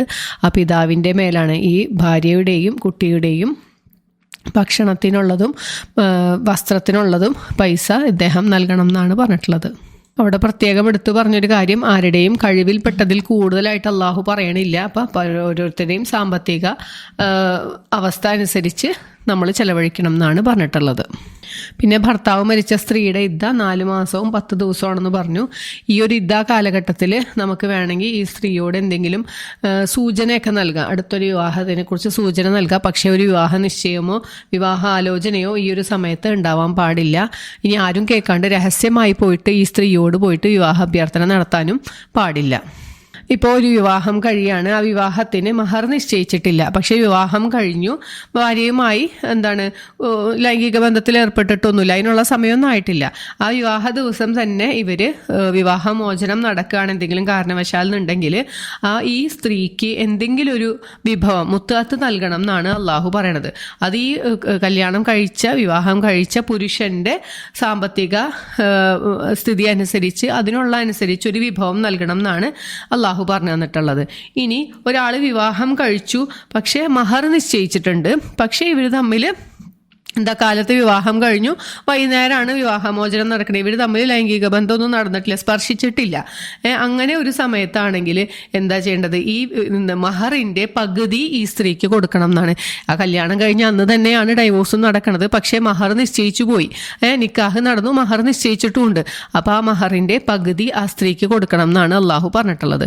അതിന് എന്ത് കാരണം കൊണ്ടാണ് വിവാഹമോചനം നടന്നെങ്കിലും, ഇപ്പോൾ ചെക്കൻ്റെ ഭാഗത്ത് ന്യായമായ കാരണം കൊണ്ടാണ് വിവാഹമോചനം നടക്കണമെങ്കിലും ഈ സ്ത്രീക്ക് മഹറിന്റെ പകുതി അവകാശപ്പെട്ടതാണെന്നാണ് അള്ളാഹു നമുക്ക് പറഞ്ഞു തന്നത്. ഇനി ആ സ്ത്രീ പറയുകയാണ് എനിക്കത് വേണ്ട, ആ സ്ത്രീ അത് വിട്ടു തരികയാണെങ്കിൽ നിങ്ങൾക്ക് കുഴപ്പമില്ല, അത് തിരിച്ചു വാങ്ങിക്കണതിന് കുഴപ്പമൊന്നുമില്ല, പക്ഷേ ആ ഒരു മഹറിന്റെ പകുതി ആ സ്ത്രീക്ക് അർഹതപ്പെട്ടതാണ് എന്നാണ് അള്ളാഹു പഠിപ്പിക്കുന്നത്. ഇനി വിവാഹമോചനം ചെയ്യപ്പെട്ട ഒരു സ്ത്രീ കല്യാണം കഴിഞ്ഞു, കുറേ നാൾ ജീവിച്ചു, അങ്ങനെ ജീവിച്ചതിന് ശേഷമാണ് ഒരു സ്ത്രീ വിവാഹമോചനം ചെയ്യപ്പെടണമെങ്കിലും ആ സ്ത്രീക്കും ഒരു മുത്തഅത്ത് നൽകണം എന്നാണ് അള്ളാഹു പറയണത്. അപ്പം മഹർ തിരിച്ചു വാങ്ങിക്കാൻ പാടില്ല, എന്തൊക്കെ തന്നെ സമ്മാനങ്ങൾ ആ സ്ത്രീക്ക് കൊടുത്തിട്ടുണ്ടെങ്കിലും അതൊന്നും തിരിച്ചു വാങ്ങിക്കാൻ പാടില്ല. അതിന് പുറമെ എന്തെങ്കിലും ഒരു വിഭവം ആ സ്ത്രീക്ക് കൊടുക്കണം എന്നാണ് അള്ളാഹു പഠിപ്പിച്ചു തരണത്. ഇതിൻ്റെ ഇടയിൽ അള്ളാഹു നമസ്കാരത്തെക്കുറിച്ച് സൂചിപ്പിക്കുന്നുണ്ട്. നിങ്ങൾ നമസ്കാരം നിലനിർത്തണം എന്ന് ഒരുപാട് തവണ ഈ ഖുർആനിൽ ഈ ഒരു സൂറത്തിൽ പറഞ്ഞിട്ടുണ്ടല്ലേ. അപ്പോൾ അള്ളാഹു പറഞ്ഞു നിങ്ങൾ മധ്യമ നമസ്കാരത്തിന് വസ്വലാത്തിൽ വുസ്ത എന്നാണ് പറഞ്ഞത്, മധ്യമ നമസ്കാരത്തെ നിങ്ങൾ കാത്തു സൂക്ഷിക്കണം, അതിന് നിങ്ങളൊരു പ്രത്യേക സ്ഥാനം നൽകണം. അപ്പോൾ മധ്യമ നമസ്കാരം ഏതാണെന്ന് പണ്ഡിതന്മാർക്കിടയിൽ അഭിപ്രായ വ്യത്യാസമൊക്കെ ഉണ്ട്. പക്ഷേ കൂടുതൽ പണ്ഡിതന്മാരും പറഞ്ഞിരിക്കുന്നത് അത് അസർ നമസ്കാരമാണെന്നാണ്. മനുഷ്യന്മാർ അശ്രദ്ധയിലായി പോകുന്ന ഒരു സമയമാണ്, അതുകൊണ്ട് അസറിനെ നമ്മൾ കൂടുതൽ ശ്രദ്ധ കൊടുക്കണം എന്നാണ് പറഞ്ഞിട്ടുള്ളത്. പിന്നെ പറഞ്ഞിട്ടുള്ള ഒരു വിഷയം ഇതാണ്, ബനു ഇസ്രായേലിനെ കുറിച്ച്. ഇപ്പോൾ കുറച്ച് നേരമായി നമ്മളൊരു ഗ്യാപ്പ് ഇട്ടിട്ടല്ലേ ബനു ഇസ്രായേലിയുടെ കാര്യം. അത് കഴിഞ്ഞിട്ട് അള്ളാഹു വീണ്ടും അവരിലുണ്ടായ ഒരു സംഭവം പറയാണ്. ത്വാലൂത്ത് രാജാവിൻ്റെയും ജാലൂത്തിനെയും പിന്നെ മൂസാ നബിക്ക് ശേഷം വന്ന ഒരു പ്രവാചകൻ്റെയും ഒരു കഥയാണ്, അല്ലെങ്കിൽ ഒരു ചരിത്ര സംഭവമാണ് അള്ളാഹു അവിടെ വിശദീകരിച്ച് തരുന്നത്. ഈ ജാലൂത്ത് എന്ന് പറഞ്ഞ അക്രമിയായ ഒരാളെ ത്വാലൂത്ത് എന്ന് പറഞ്ഞ രാജാവും സംഘവും ചേർന്ന് യുദ്ധത്തിന് ചെല്ലുകയാണ്. അങ്ങനെ ദാവൂദ് നബി അലൈഹിസ്സലാം, അന്ന് കുട്ടിയായിരുന്നു, നബി ആയിട്ടില്ല, എന്നാലും ദാവൂദ് നബി അലൈഹിസ്സലാമാണ് ഈ ജാലൂത്തിനെ കൊന്നത്. ആ ചരിത്ര സംഭവമാണ് പിന്നീട് പറഞ്ഞിട്ടുള്ളത്. പിന്നെ അള്ളാഹു പറഞ്ഞിട്ടുള്ളത് ഈ പ്രവാചകന്മാർക്കിടയിൽ അള്ളാഹു ചിലരേക്കാൾ ശ്രേഷ്ഠരാക്കിയിട്ടുണ്ട്. ചിലവരോട് അള്ളാഹു സംസാരിച്ചിട്ടുണ്ട്, ചിലവർക്ക് കൂടുതൽ മുഅ്ജിസത്തുകൾ നൽകിയിട്ടുണ്ട് എന്നൊക്കെ പറയാണ്. പക്ഷെ നമ്മൾ പ്രവാചകന്മാർക്കിടയിൽ യാതൊരു വ്യത്യാസവും കൊടുക്കാൻ പാടില്ല. നമുക്ക് എല്ലാ പ്രവാചകന്മാരും ഒരുപോലെയാണ്, എല്ലാ പ്രവാചകന്മാരിലും നമ്മൾ വിശ്വസിക്കണം. ഇത് അള്ളാഹു നൽകിയിട്ടുള്ള പ്രത്യേകതയാണ് പറഞ്ഞത്. അപ്പം ഈസാ നബിക്ക് വ്യക്തമായ തെളിവുകൾ നൽകി, പിന്നെ റൂഹുൽ ഖുദുസ് കൊണ്ട് അദ്ദേഹത്തെ ശക്തിപ്പെടുത്തി എന്നൊക്കെ പറയുന്നുണ്ട്. പിന്നെ മൂസാ നബി അലൈഹി സ്വലാമിനോടാണ് അള്ളാഹു സംസാരിച്ചിട്ടുള്ളത്. പിന്നെ ഇബ്രാഹിം നബി അലൈഹി സ്വലാമാണ് അള്ളാഹുവിൻ്റെ കൂട്ടുകാരൻ എന്നറിയപ്പെടുന്ന പ്രവാചകൻ, ഖലീലുള്ള ഒക്കെ അറിയപ്പെടുന്നത്. അപ്പോൾ ഓരോ പ്രവാചകന്മാർക്കും അള്ളാഹു ഓരോ പ്രത്യേകതകൾ നൽകിയിട്ടുണ്ട് എന്നാണ് പറഞ്ഞു തന്നത്. പിന്നെ ഏറ്റവും ശ്രേഷ്ഠമായ ആയത്തിൽ കുർസിയാണ്. അതിലെന്താണ് പറയുന്നത്? അള്ളാഹു അല്ലാതെ മറ്റൊരു ഇലാഹില്ല, അവൻ എന്നെന്നും ജീവിച്ചിരിക്കുന്നവനും സർവ്വനിയന്താവുമാകുന്നു. അല്ലേ? അള്ളാഹുവിനെ ഉറക്കോ മയക്കോ ഒന്നും ബാധിക്കൂല. ആകാശങ്ങളിലും ഭൂമിയിലുള്ളതൊക്കെ അള്ളാഹുവിൻ്റെ അതാണ്. അള്ളാഹുവിൻ്റെ അടുത്ത് അള്ളാഹുവിൻ്റെ അനുമതി ഇല്ലാതെ ഒരാൾക്കും ശുപാർശ ചെയ്യാൻ പറ്റില്ല എന്ന് അള്ളാഹു പറഞ്ഞവരാണ്.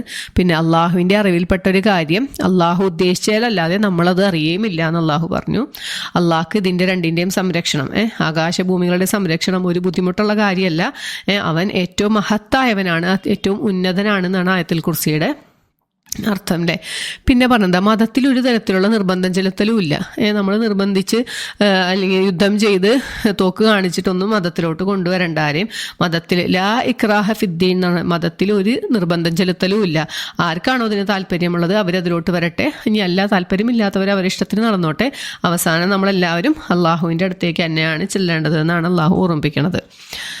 പിന്നെ അടുത്തൊരു വിഷയം, അള്ളാഹുവിൻ്റെ വലിയുകൾ ആരാന്നാണ് പറഞ്ഞത്? അള്ളാഹുവിൻ്റെ വലിയുകൾ വിശ്വസിച്ച ആളുകളാണ്. അപ്പം അള്ളാഹു അവരെ അന്ധകാരത്തിൽ നിന്നും വെളിച്ചത്തിലോട്ടാണ് കൊണ്ടുപോകുന്നത്. ആ വിശ്വസിച്ച ആളുകൾ എങ്ങനെയാണ്? അവരുടെ വലിയ ആരാണ്? താകൂത്താണ്. താകൂത്ത് എന്ന് വെച്ചാൽ അള്ളാഹുവിന് പുറമെ വിളിച്ച് ആരാധിക്കുന്ന എല്ലാ വസ്തുക്കളും താകൂത്തുകളിൽ പെടും, ദുർമൂർത്തികൾ എന്ന് പറയാം. അപ്പോൾ അവരെ എവിടേക്കാണ് വിളിച്ചുകൊണ്ട് പോകുന്നത്? വെളിച്ചത്തിൽ നിന്നും അന്ധകാരത്തിലോട്ടാണ് ഈ ജനങ്ങളെ വിളിച്ചുകൊണ്ട് പോകുന്നത്. അവർ നരകത്തിൻ്റെ ആളുകളാണ്, അവരതിൽ നിത്യവാസികളായിരിക്കും എന്ന് അള്ളാഹു ഓർമ്മിപ്പിക്കുകയാണ്. അടുത്തത് ഇബ്രാഹിം നബി അലൈഹി സ്വലാമും നമ്രൂദും രാജാവും തമ്മിലുള്ളൊരു സംഭാഷണമാണ്. ആരാണ് രക്ഷിതാവ് എന്നുള്ള കാര്യത്തിലാണ് തർക്കം നടക്കുന്നത്. അപ്പോൾ ഇബ്രാഹിം നബി അലൈഹി സ്വലാം പറഞ്ഞു, എന്താണ്, എൻ്റെ രക്ഷിതാവാണ് ജീവിപ്പിക്കുകയും മരിപ്പിക്കുകയും ചെയ്യുന്നത് എന്ന് പറഞ്ഞു. അപ്പം നമ്രൂദ് പറഞ്ഞെന്താ, എനിക്കും അത് പറ്റുമെന്ന് പറഞ്ഞിട്ട് ജയിലിൽ നിന്ന് 2 പേരെ കൊണ്ടുവന്നു. ഒരാളെ കൊന്നു, ഒരാളെ വെറുതെ വിട്ടു. എന്നിട്ട് പറഞ്ഞെന്താ, ഞാനും കണ്ട ജീവിപ്പിക്കുകയും ചെയ്യുന്നുണ്ട് മരിപ്പിക്കുകയും ചെയ്യുന്നുണ്ടെന്ന് പറഞ്ഞു. അപ്പോൾ ഇബ്രാഹിം നബി അലൈഹി ഇസ്ലാമിൻ്റെ അടുത്ത ചോദ്യമാണ്, എന്താണ്, എൻ്റെ നാഥനാണ് സൂര്യനെ കിഴക്ക് നിന്ന് ഉദിപ്പിക്കുന്നത്, എന്നാൽ നിനക്കത് പടിഞ്ഞാറ് നിന്ന് ഉദിപ്പിക്കാൻ പറ്റുമോ എന്നാണ് ചോദ്യം. ആ ചോദ്യത്തിന് മുമ്പിൽ ആ രാജാവിന് ഉത്തരം മുട്ടാണ്. ആ സംഭവമൊക്കെ നമ്മൾ വിശദമായിട്ട് പറഞ്ഞു.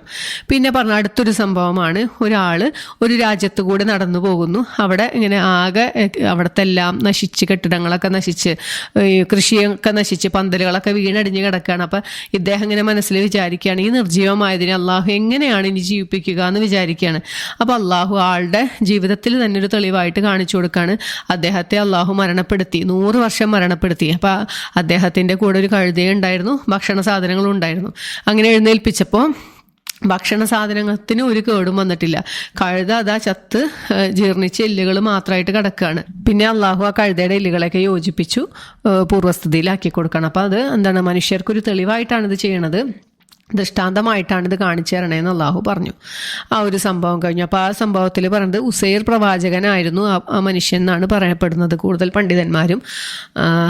പിന്നെ ഇനി അടുത്തൊരു വിഷയം പറയണത്, ഇബ്രാഹിം നബി അലൈഹി സ്വലാമിന് ഒരു സംശയം, എങ്ങനെയാണ് അള്ളാഹുവെ മരണപ്പെട്ടവരെ ജീവിപ്പിക്കുന്നത്? സംശയമല്ല, അത് അദ്ദേഹത്തിന് അതറിയാനുള്ളൊരു ആകാംക്ഷ, എങ്ങനെയാണ് മരണപ്പെട്ടവരെ ജീവിപ്പിക്കുന്നത്. അപ്പോൾ അള്ളാഹു തിരിച്ചു ചോദിക്കാൻ, എന്തേ ഇബ്രാഹിം നീ വിശ്വാസിയല്ലേ എന്ന് ചോദിച്ചു. അപ്പോൾ ഇബ്രാഹിം നബി അലൈഹി സ്വലാം പറഞ്ഞ, എന്താണ്, ഞാൻ വിശ്വാസി തന്നെയാണ്, പൂർണ്ണമായ വിശ്വാസമുണ്ട്, പക്ഷേ എൻ്റെ മനസ്സിനൊരു സമാധാനം കിട്ടാൻ വേണ്ടിയാണെന്ന് പറഞ്ഞു. കാരണം ഇവർ പ്രബോധനം നടത്തണവരാണല്ലേ പ്രവാചകന്മാർക്ക്. അപ്പോൾ നേരിട്ട് കണ്ടാൽ അവർക്ക് കുറച്ചും കൂടി കാര്യങ്ങൾ വ്യക്തമാകാൻ വേണ്ടിയിട്ടാണ് അങ്ങനെ പറഞ്ഞത്. അങ്ങനെ അള്ളാഹു പറഞ്ഞെന്താ, 4 ടൈപ്പ് പക്ഷികളെ നീ വളർത്തുക, എന്നിട്ട് അതിനെ ഓരോന്നിനെയും ഓരോ മലകളിൽ അതിനെ അറുത്തിട്ട് ഓരോ മലകളിലും കൊണ്ടുവയ്ക്കുക, എന്നിട്ട് നീ വിളിച്ച് നോക്കുക, അപ്പം എല്ലാം നിൻ്റെ അടുത്തേക്ക് ഓടി വരും എന്നാണ് പറഞ്ഞത്. അപ്പോൾ അത് അള്ളാഹു മരിച്ചവരെ ജീവിപ്പിക്കുന്നതിനൊരു തെളിവായിട്ട് ഇബ്രാഹിം നബി അലൈഹി ഇസ്ലാമിന് കാണിച്ചു കൊടുത്തൊരു സംഭവമാണ് അടുത്തത് പറഞ്ഞിട്ടുള്ളത്. പിന്നെ പറയണത് അള്ളാഹുവിൻ്റെ മാർഗത്തിൽ സ്വത്തുക്കൾ ചെലവഴിക്കുന്നവരെ, സ്വതക്ക നൽകുന്നവരെ കുറിച്ചിട്ടാണ്. ഇനിയൊരു 3 പേജ് അടുപ്പിച്ചാണ് അള്ളാഹു സ്വതക്കയെക്കുറിച്ച് പറഞ്ഞിട്ടുള്ളത് അല്ലേ. ഒരു സ്വതക്ക നൽകിയാൽ ഒരു ധാന്യമണി ഉദാഹരണം പറയാണ്, ഒരു ധാന്യമണി അതിൽ നിന്നും 7 കതിരുകൾ ഉണ്ടാവുകയാണ്. അതിൽ ഓരോ കതിരിലും 100 ധാന്യമണികൾ ഉണ്ടാവും. അതായത് നമ്മളൊരു സ്വതക്ക നൽകിയാൽ ഒന്നിന് പകരം അള്ളാഹു 700 ഇരട്ടിയായി നമുക്ക് തിരിച്ചു തരും എന്നാണ് അള്ളാഹു അവിടെ പറയണത്. പക്ഷേ നമ്മൾ ചെലവഴിക്കുമ്പോൾ ശ്രദ്ധിക്കേണ്ട കാര്യം, നമ്മൾ സമ്പാദിച്ച ധനം ഏറ്റവും നല്ലതായിരിക്കണം. യാതൊരു തരത്തിലുള്ള മാലിന്യങ്ങളും അതിലുണ്ടാവാൻ പാടില്ല. ആരെയും പറ്റിച്ചിട്ടോ കട്ടിട്ടോ ഒന്നുമുള്ള പൈസ എടുത്തിട്ട് ചിലവാക്കിയാൽ അള്ളാഹു സ്വീകരിക്കില്ല. അള്ളാഹു നല്ലതല്ലാതെ ഒന്നും സ്വീകരിക്കില്ല എന്നുള്ള കാര്യം മനസ്സിലാക്കുക. പിന്നെ നമ്മുടെ നെയ്യത്ത് എന്തായിരിക്കണം? അള്ളാഹുവിൽ നിന്നുള്ള പ്രതിഫലം മാത്രമായിരിക്കണം. നമ്മളൊരാൾക്കൊരു ഉപകാരം ചെയ്തു വന്നിട്ട് അത് ഇടയ്ക്കിടയ്ക്ക് എടുത്ത് പറയുകയാണെങ്കിൽ പിന്നെന്താണ്, അയാൾ ചെയ്തതിൽ ഒരു ഉപകാരവും ഇല്ല അല്ലേ. അങ്ങനെയുള്ളവർ അത് കൊടുക്കണ്ട, ഒന്നുമില്ലെങ്കിൽ നല്ലൊരു വാക്ക് പറയണതാണ് ഇങ്ങനെ ഉപകാരം ചെയ്തിട്ട് എടുത്ത് പറയണേക്കാട്ടും നല്ലത് എന്നാണ് അള്ളാഹു പറഞ്ഞു തരുന്നത്. അള്ളാഹു സത്യവിശ്വാസികളെ വിളിച്ചുകൊണ്ടാണ് പറയുന്നത്, ഹേ സത്യവിശ്വാസികളെ, നിങ്ങൾ ഉപകാരം എടുത്തു പറഞ്ഞും ദ്രോഹിക്കലും വഴി നിങ്ങളുടെ സ്വതക്കകളെ അല്ലെങ്കിൽ നിങ്ങളുടെ ദാനധർമ്മങ്ങളെ പാഴാക്കി കളയരുത് എന്ന് നമ്മൾ ഓർമ്മിപ്പിക്കുകയാണ്. അപ്പം നമ്മൾ എന്ത് സ്വതക്ക നൽകുമ്പോഴും ആലോചിക്കുക, തിരിച്ചിങ്ങോട്ട് ഒന്നും നമ്മൾ പ്രതീക്ഷിക്കാൻ പാടില്ല, ഒരു തരത്തിലും നമ്മൾ പ്രതീക്ഷിക്കാൻ പാടില്ല. അള്ളാഹുവിൻ്റെ വജഹ് ഉദ്ദേശിച്ചുകൊണ്ട് മാത്രമായിരിക്കണം നമ്മൾ ചെലവഴിക്കേണ്ടത്. അള്ളാഹു അപ്പോൾ അവിടെ 1-2 ഉപമകളൊക്കെ പറയുന്നുണ്ട്. നല്ല രീതിയിൽ ധനം ചെലവഴിക്കണ ആളും, ഇനിയല്ല കൊടുത്ത ഉപകാരം എടുത്ത് പറയണ ആളും.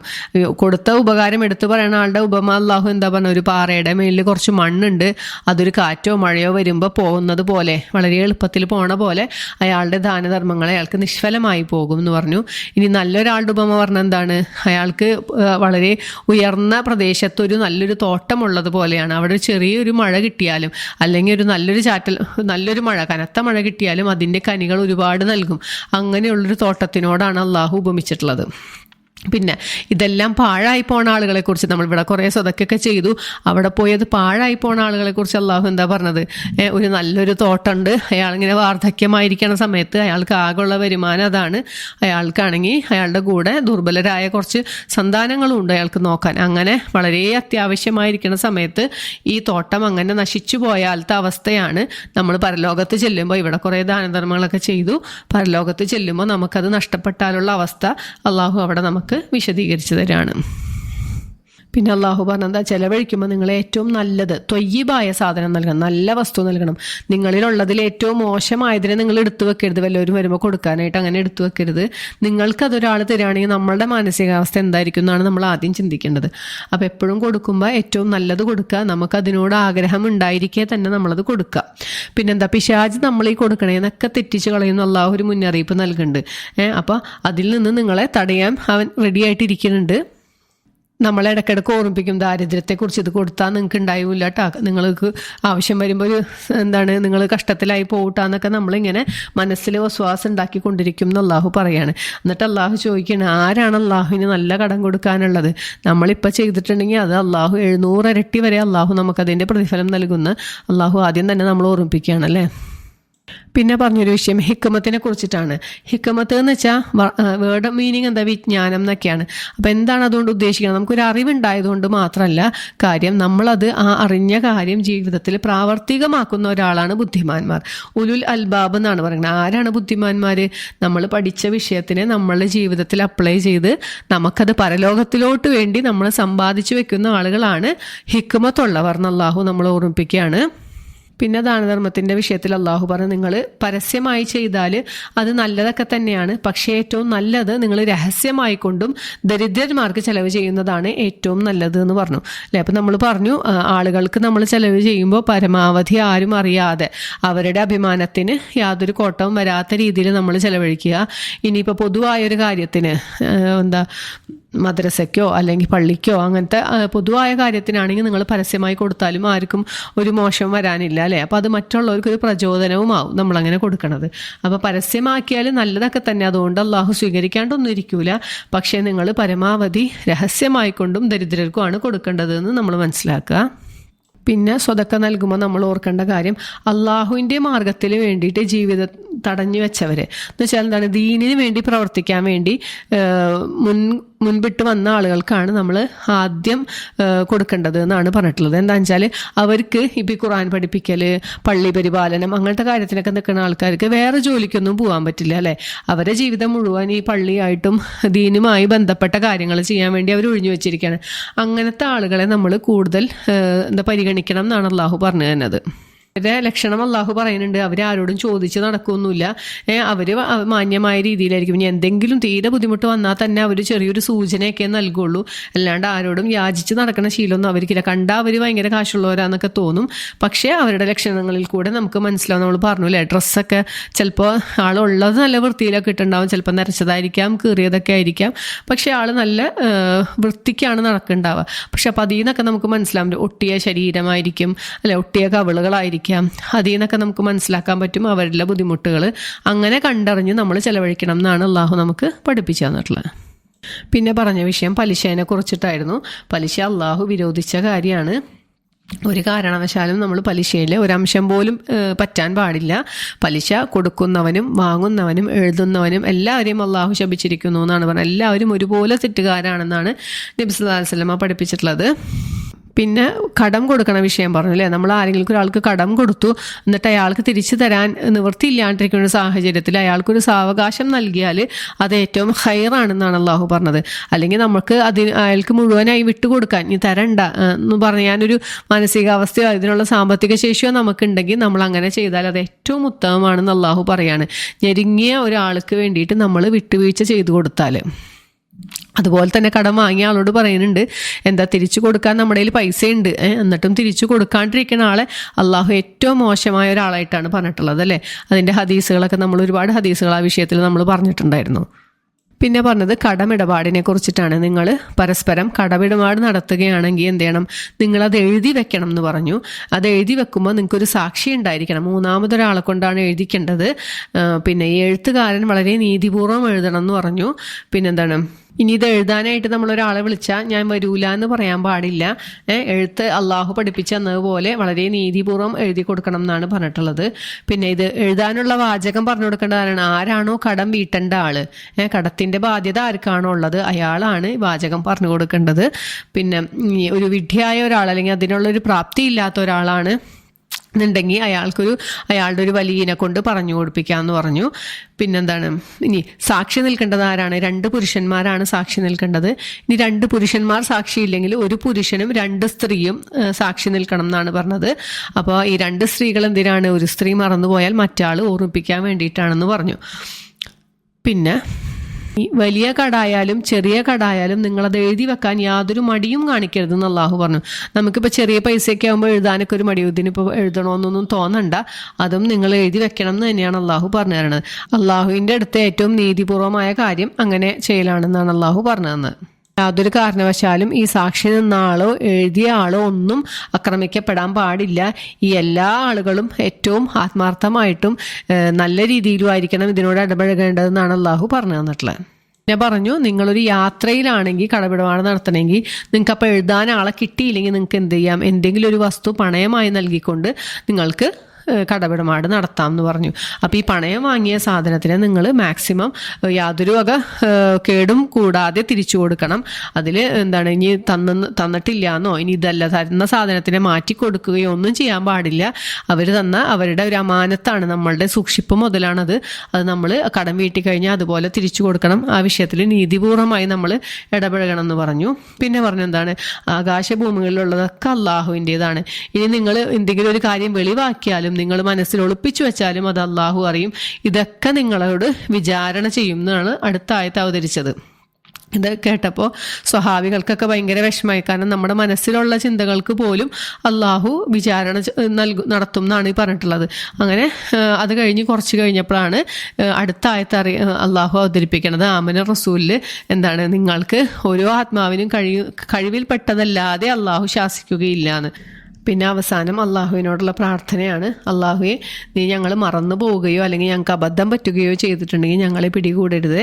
പിന്നെന്താണ്, ഞങ്ങളുടെ മേൽ മുമ്പുള്ളവരുടെ മേൽ ചുമത്തിയതുപോലെയുള്ള ഭാരം ചുമത്തരുതേ. ഞങ്ങളുടെ കഴിവിൽപ്പെടാത്തതിനെ ഞങ്ങളുടെ മേൽ വഹിപ്പിക്കുകയും ചെയ്യരുതേ എന്നാണ് അള്ളാഹുവിനോട് പറയണത്. ഇതൊക്കെ പറയാൻ കാരണം എന്താണ്? അള്ളാഹു ആണ് ഞങ്ങളുടെ രക്ഷിതാവ്, അതുകൊണ്ടാണ് ഞങ്ങളിതെല്ലാം പറയണത്. ഞങ്ങൾക്ക് നീ മാപ്പ് നൽകണേ, പുറത്തു നൽകണേ, ഞങ്ങളോട് കരുണ നൽകണേ എന്നൊക്കെ പറഞ്ഞിട്ടാണ് ഈ ഒരു സൂറത്ത് അവസാനിക്കണത്. അപ്പോൾ ഇത്രയേ ഉള്ളൂ സൂറത്തുൽ ബക്കറ. ഇതിൽ നമ്മൾ ബക്കറയുടെ ഒരു ഔട്ടർ ഫേസിലൂടെ മാത്രമാണ് ഇപ്പോൾ പോയിട്ടുള്ളൂ. ഇതിനെ ഡീറ്റെയിൽ ആയിട്ട് കൂടുതൽ പണ്ഡിതന്മാരുടെ ക്ലാസ്സുകളൊക്കെ കേട്ടാൽ പഠിക്കാൻ പറ്റും ഇൻഷാ അല്ലാഹ്. അപ്പോൾ നമുക്കിവിടെ നിർത്താം. സുബ്ഹാനകല്ലാഹുമ്മ വബിഹംദിക അഷ്ഹദു അൻ ലാ ഇലാഹ ഇല്ലാ അൻത അസ്തഗ്ഫിറുക വഅതൂബു ഇലൈക്. അസ്സലാമു അലൈക്കും വറഹ്മത്തുള്ളാഹി വബറകാതുഹു.